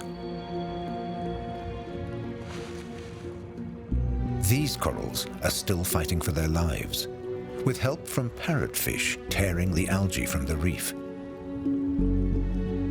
It's little comfort. If nothing changes, algae and mud together will overcome.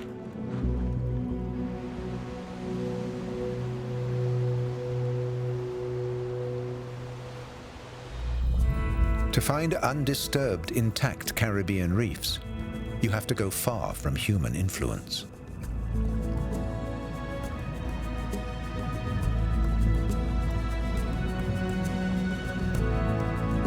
Here, emblematic corals like these elk horns are thriving.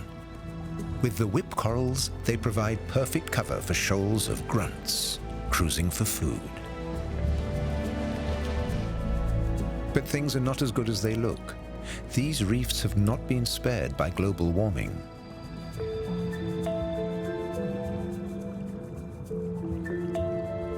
In places, the corals have bleached and have died, the result of high temperatures. But at least without the pollution damage, they have a better chance to be the last bastion of the Caribbean's underwater riches.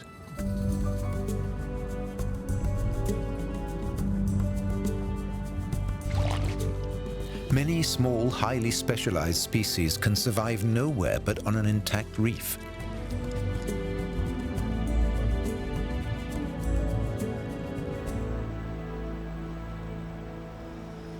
But there's a key to learning more about the corals.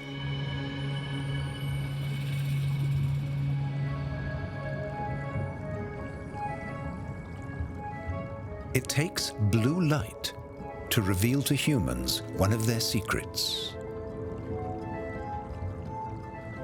Their amazing ability to glow.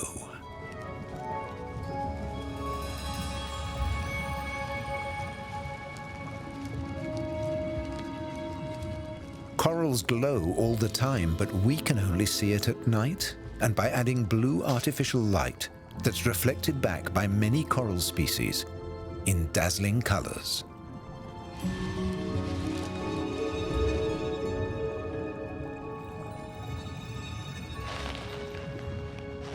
A yellow mask enhances the effect for divers.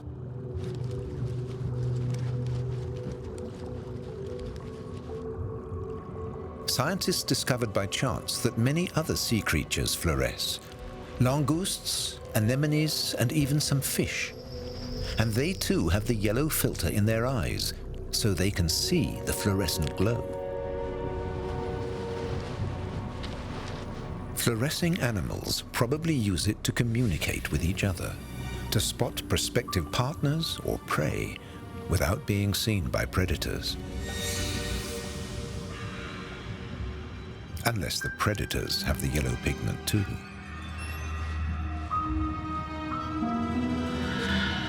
Maybe corals fluoresce to ward off harmful UV rays.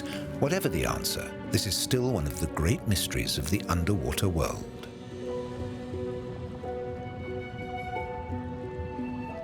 The reef shines out bright green, the fluorescent hue of life.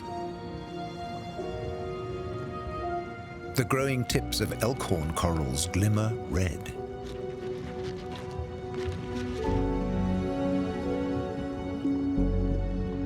But some colonies reveal black spots.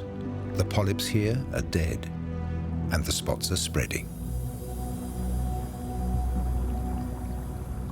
As on land above, the remains are consumed by worms.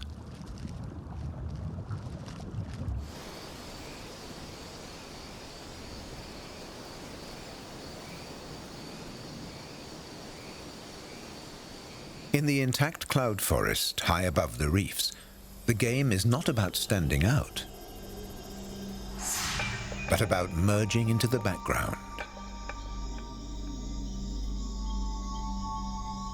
That's true of prey and predators too.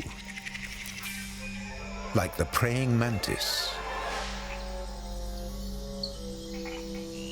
or the spiny-headed tree frog. That certainly lives up to its name.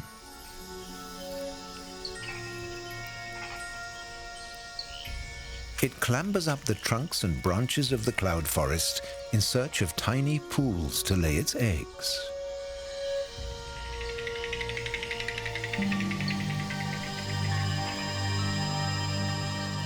Only a few extra sinuous tree species provide a location.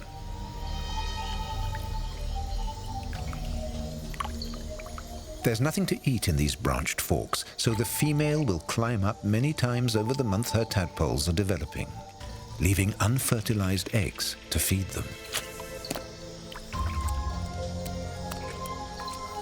After that, they're on their own.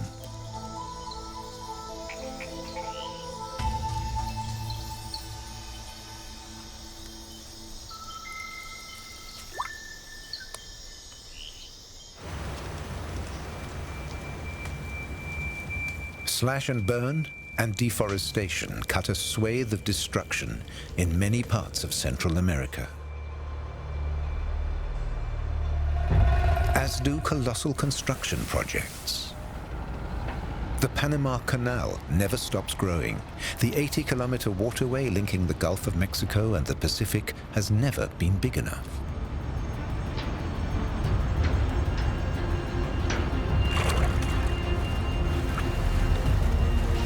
Bigger ships need wider locks and deeper channels, dredged out of Panama's rainforest.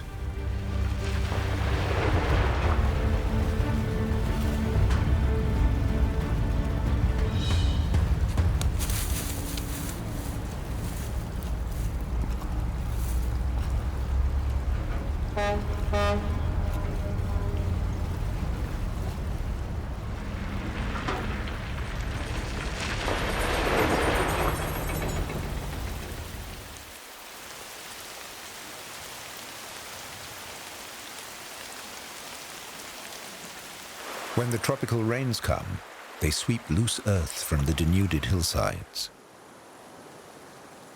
Within hours, crystal clear waters turn into mud baths.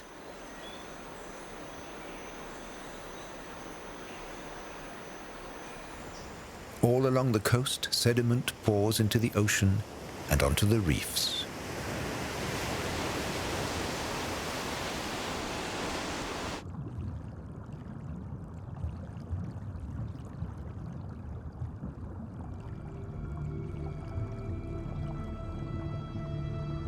Millions of particles of mud and sand settle onto the corals and their surroundings.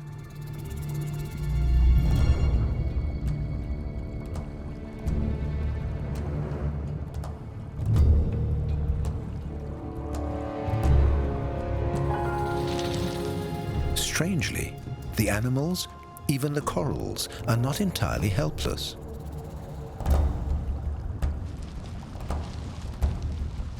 They will defend themselves against suffocation.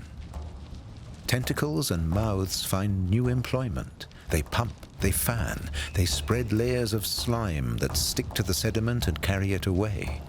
All the polyps join the fight.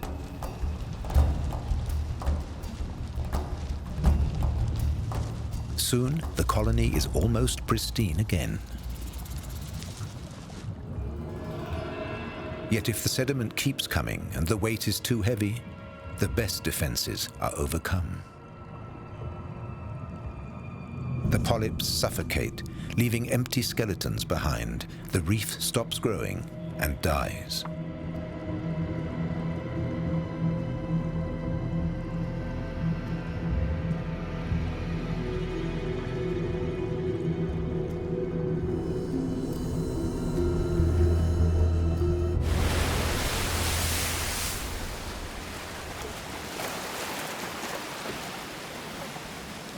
It's the end of a process that has lasted hundreds of thousands of years and created structures hundreds of meters thick.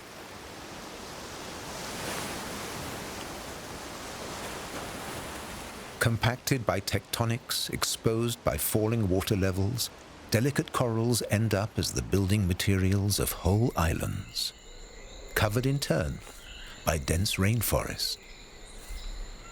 There's a way to travel back in time.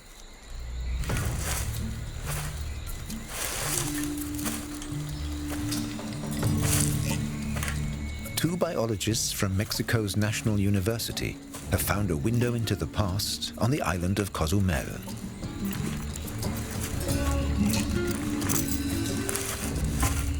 It's hidden to all but the keenest eyes.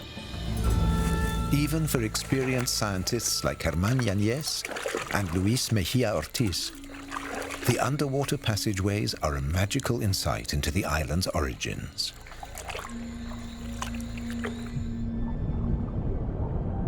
The entrance is lined with hard-packed walls of mussel remains and coral debris. A coral skeleton becomes a hook for a safety line. It's easy to get lost here.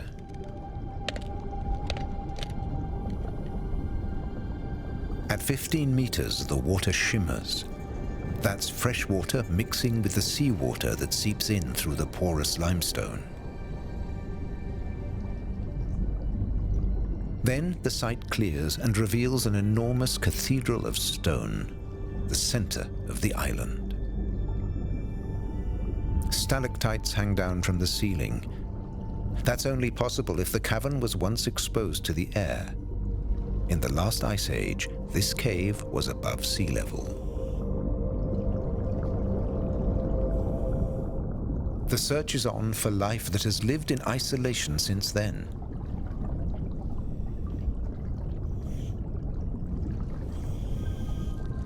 This species of shrimp is found in the sea, in a more colorful version. 10,000 years in the dark have robbed it of its pigmentation, and gradually the use of its eyes.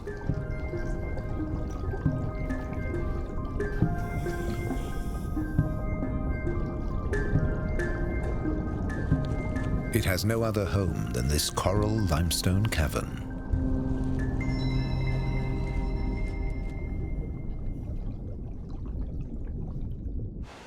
Long after they die, corals can create a habitat for so many other animals, as long as they've had time to grow first.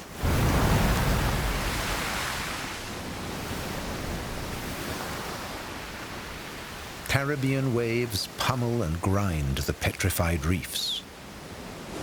Rocks are beaten into fragments, and fragments become sand.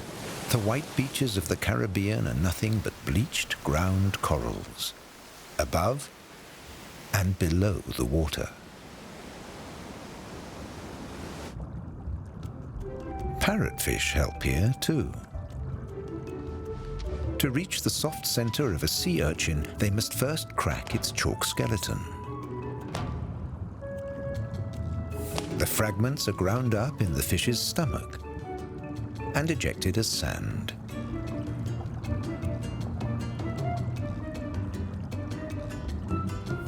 The result is a sandy desert.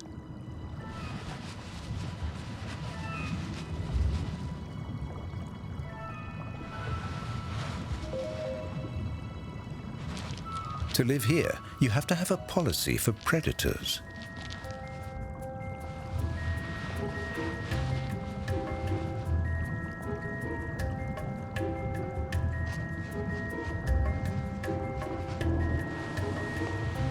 For some, it's disguise.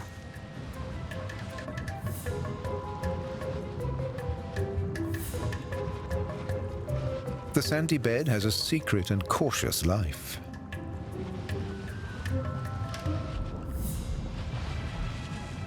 Because there are plenty of fish combing the surface. Some are active,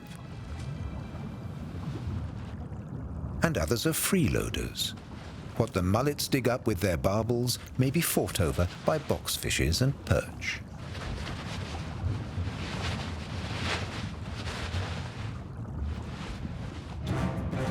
And by pearly razorfish.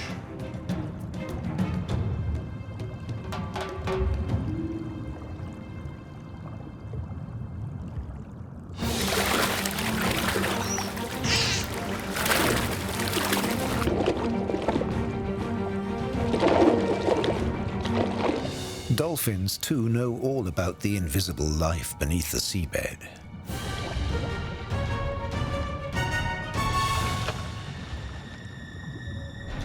Yellowhead jawfish, eels, and razorfish make themselves scarce in a split second.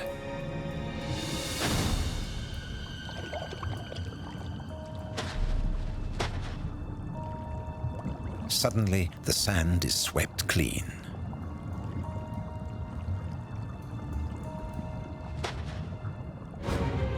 The dolphins know exactly what to do. First, they scan with their ultrasound to locate the fugitives. Then, stir up the sand together to flush them out.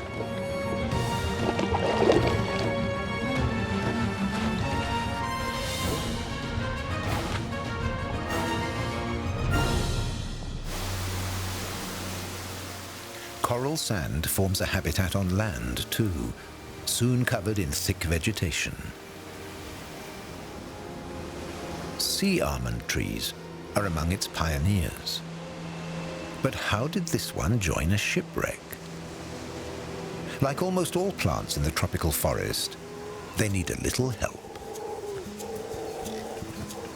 These mantled howler monkeys are looking after their young and are quite relaxed. The fruit of the sea almond tree is heavy, but it's good nutrition for the babies. The females set the pace, and the males follow on.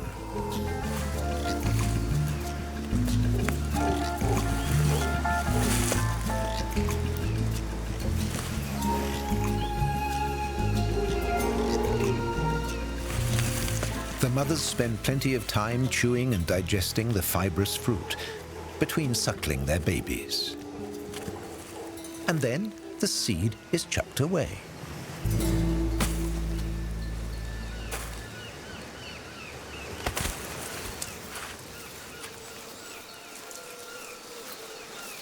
Sea almonds will grow almost anywhere. The monkeys drop them along the beaches too.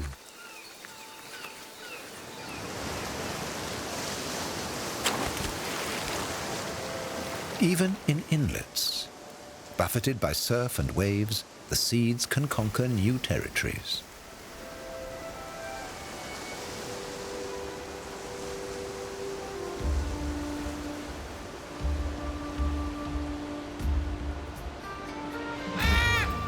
One level higher, in the forested highlands above the Costa Rican coast, are some of Central America's last great green macaws.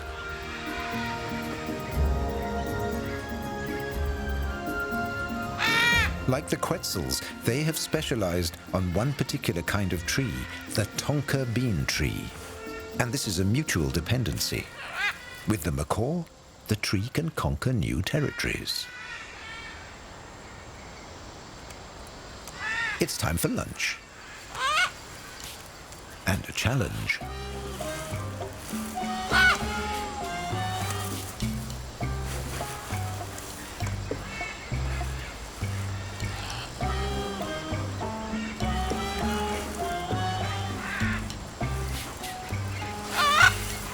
But a parrot wouldn't be a parrot if it couldn't work out what to do.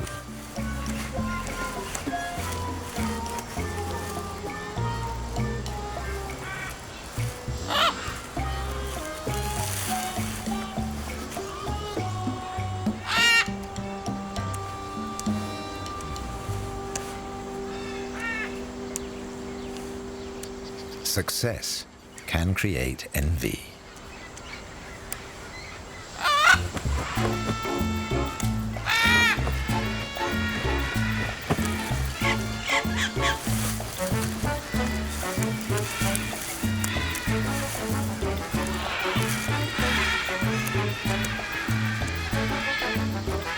The almond has changed beaks, but this is the mating season. And a mate wants what's rightfully hers.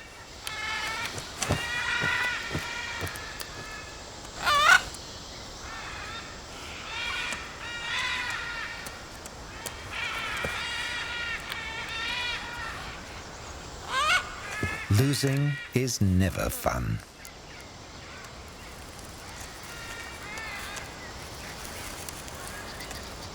Some things can be shared.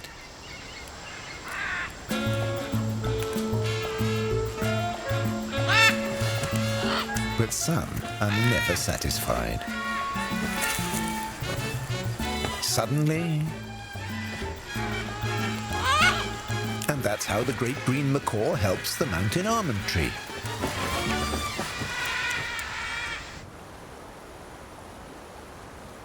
Where nature is destroyed in the tropics, it never disappears for long.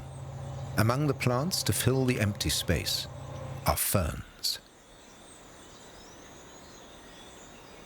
Pioneer plants like these build the basis for a new forest.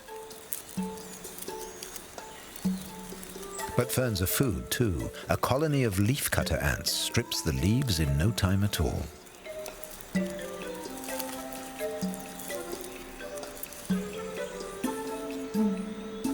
The Cecropia is another pioneer species on deforested strips, but this plant is safe from predators. It has a powerful ally.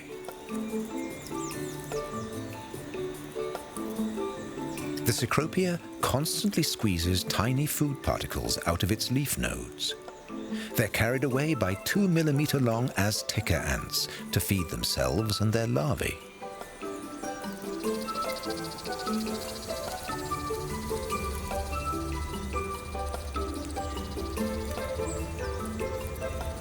The ants live in the hollows of the Cecropia's trunk. But they don't get all this for nothing. A leafcutter ant invades their territory to steal a Cecropia leaf.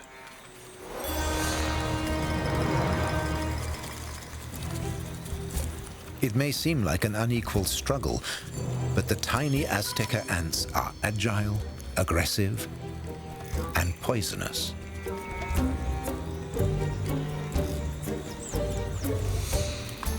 And they have the advantage of numbers.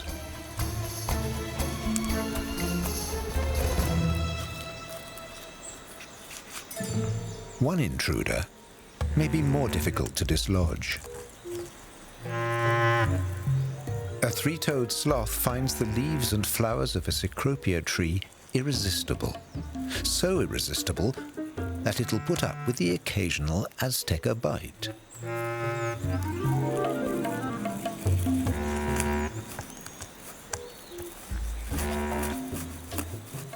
Cecropia trees can be male or female. A sloth prefers the female with its seed pods and seeds.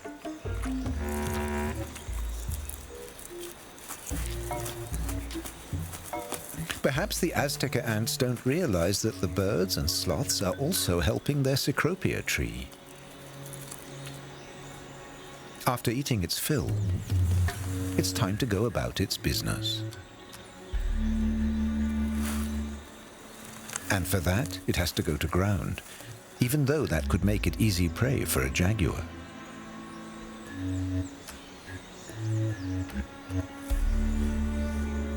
It'll leave behind a neatly scooped out hollow filled with poo, a fertile combination of cecropia seeds and dung, possibly the site of a new ant tree.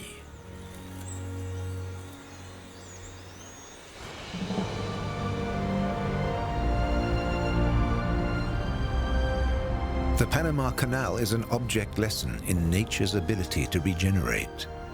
A century after it was cut down, thick jungle has returned.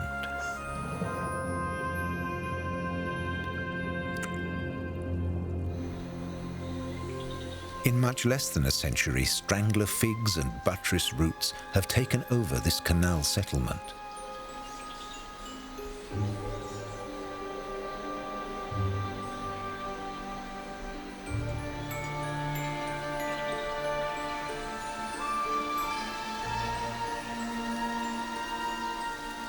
Mammals moved in that spread the seeds. White-faced capuchins, dwarf anteaters, and another typical pioneer species, pacas. All generalists that eat anything they can get, typical pioneers. Over the last century, with their help, much of the biomass has returned. There's just one problem. Too little variety. Specialists are hard to find here.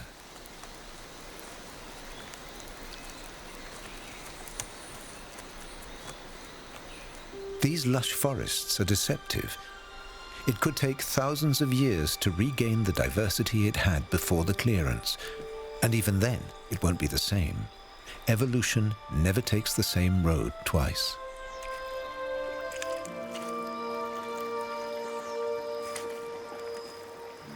The canal needs a steady supply of millions of liters of water daily to fill its locks.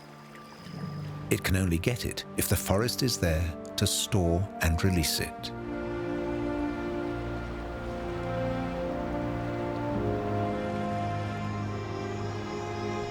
The forest never sleeps. The paca only gets up to speed at dusk. It digs up seeds and drags them away. It hides them and forgets them.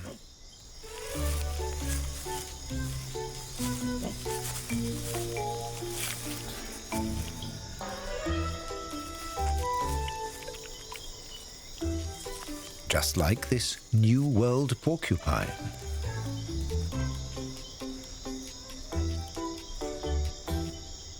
This young one is still getting to know its surroundings, and bites come with the territory.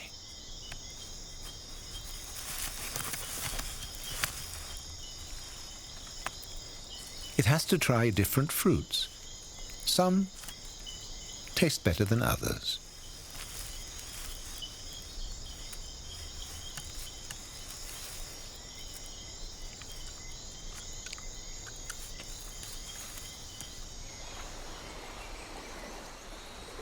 Like the canal itself, the nature along its banks is never quite finished.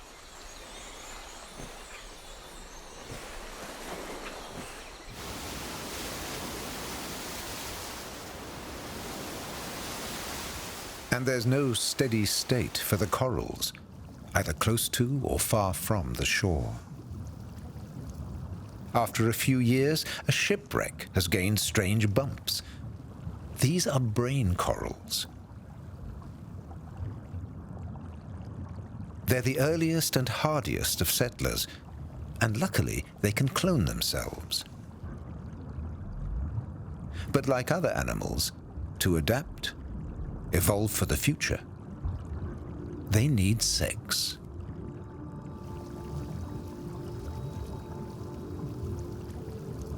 Brain coral is the only Caribbean coral species that does it by day.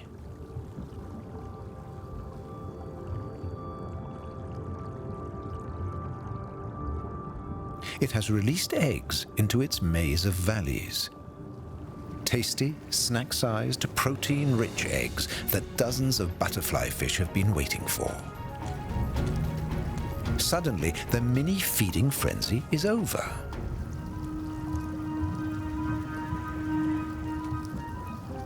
It seems that brain corals talk to each other. Some release just a few eggs, enough to attract the fish.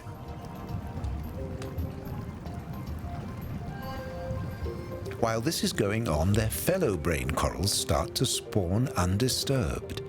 The predators rush from one colony to another, always arriving a little too late. And that way, enough eggs make it into open water.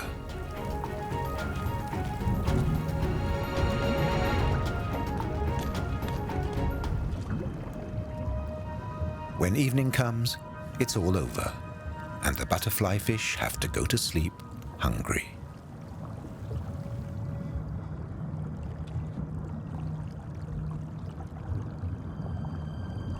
At the same time, other reef dwellers like the porcupine fish or the trumpet fish also run down their metabolism and look for a small cavern for the night.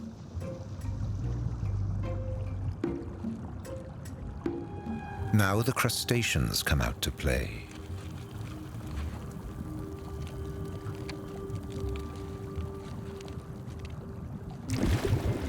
Some of them soon make a snack for the octopus.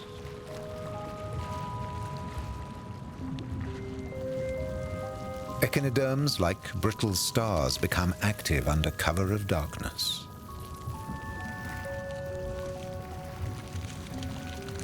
Caribbean spotted morays strike while their prey sleeps.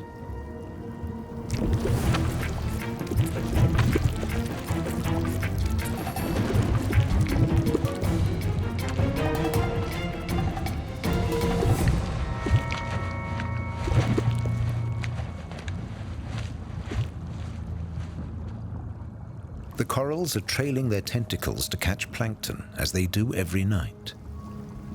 Everything seems normal.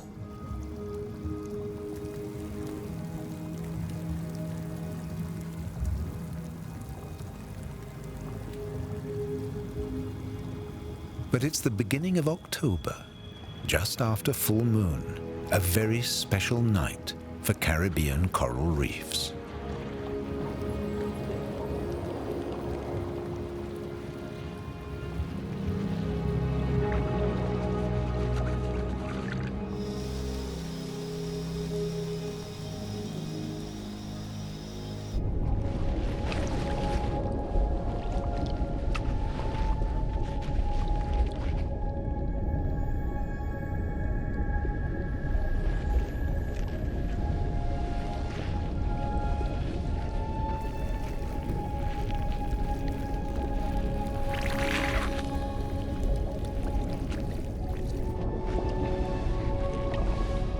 No one knows how they do it.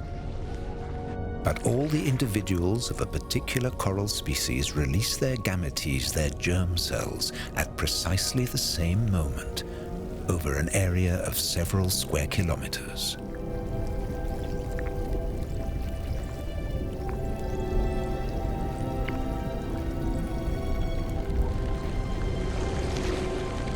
Every night, over a week, new coral species join in.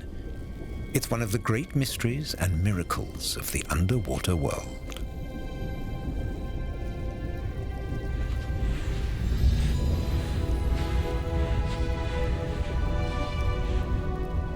Billions of eggs and sperm cloud the water with one mission: to locate and fertilize each other, to find a place to settle as larvae and grow into a new colony.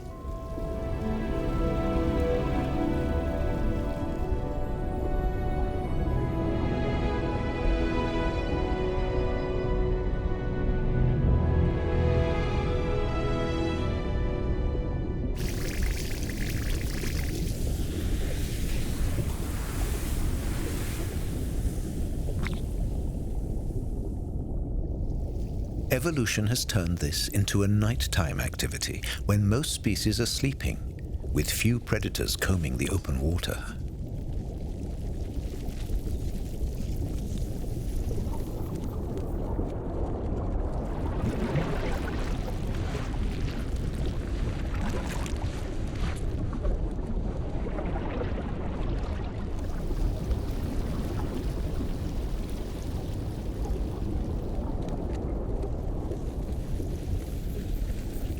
Mass spawning triggers another phenomenon. Several species of worm emerge from cracks in the reef.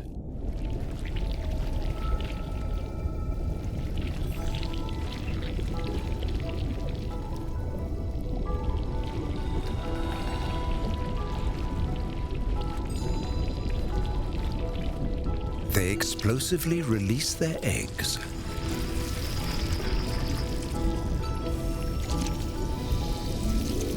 And their sperm.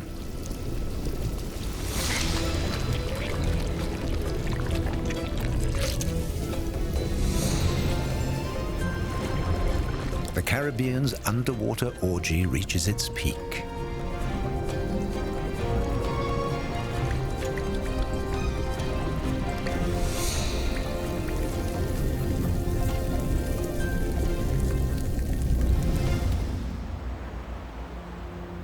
At dawn, water evaporated from the ocean surface is making its way as clouds over the land.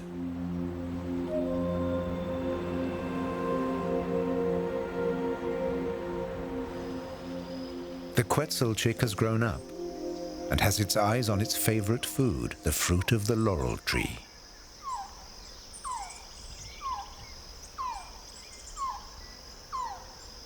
Its father's work is done.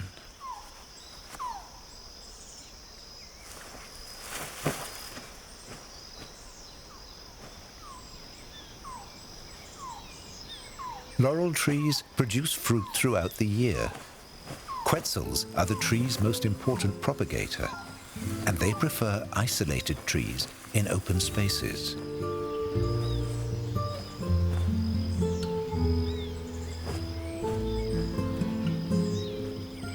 Perfect for reclaiming deforested areas.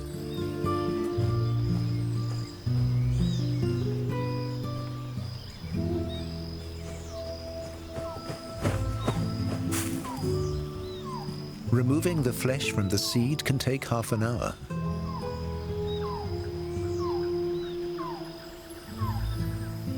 The bird has no use for the seed.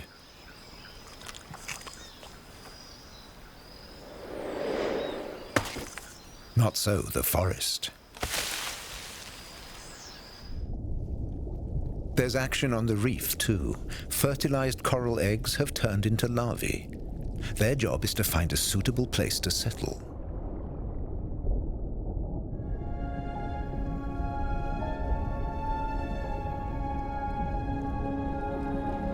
They don't just go with the flow. By constantly twisting and turning in the current, they navigate through the water.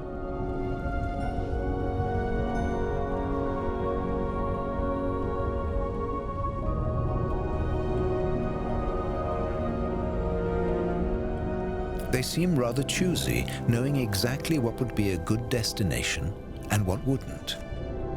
Their chemical receptors are constantly informing them about their surroundings. Too many algae make this the wrong place. Overgrown areas would leave no space for the coral offspring to develop. It will most likely settle next to members of its own species. If it landed far away, it might found a new reef, or it might die.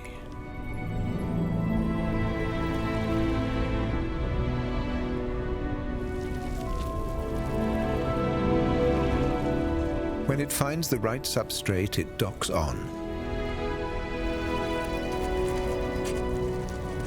And within 48 hours, the larva has turned into a polyp.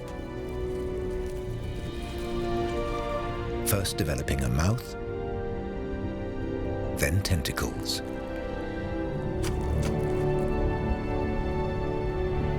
This is the first citizen of a new coral colony.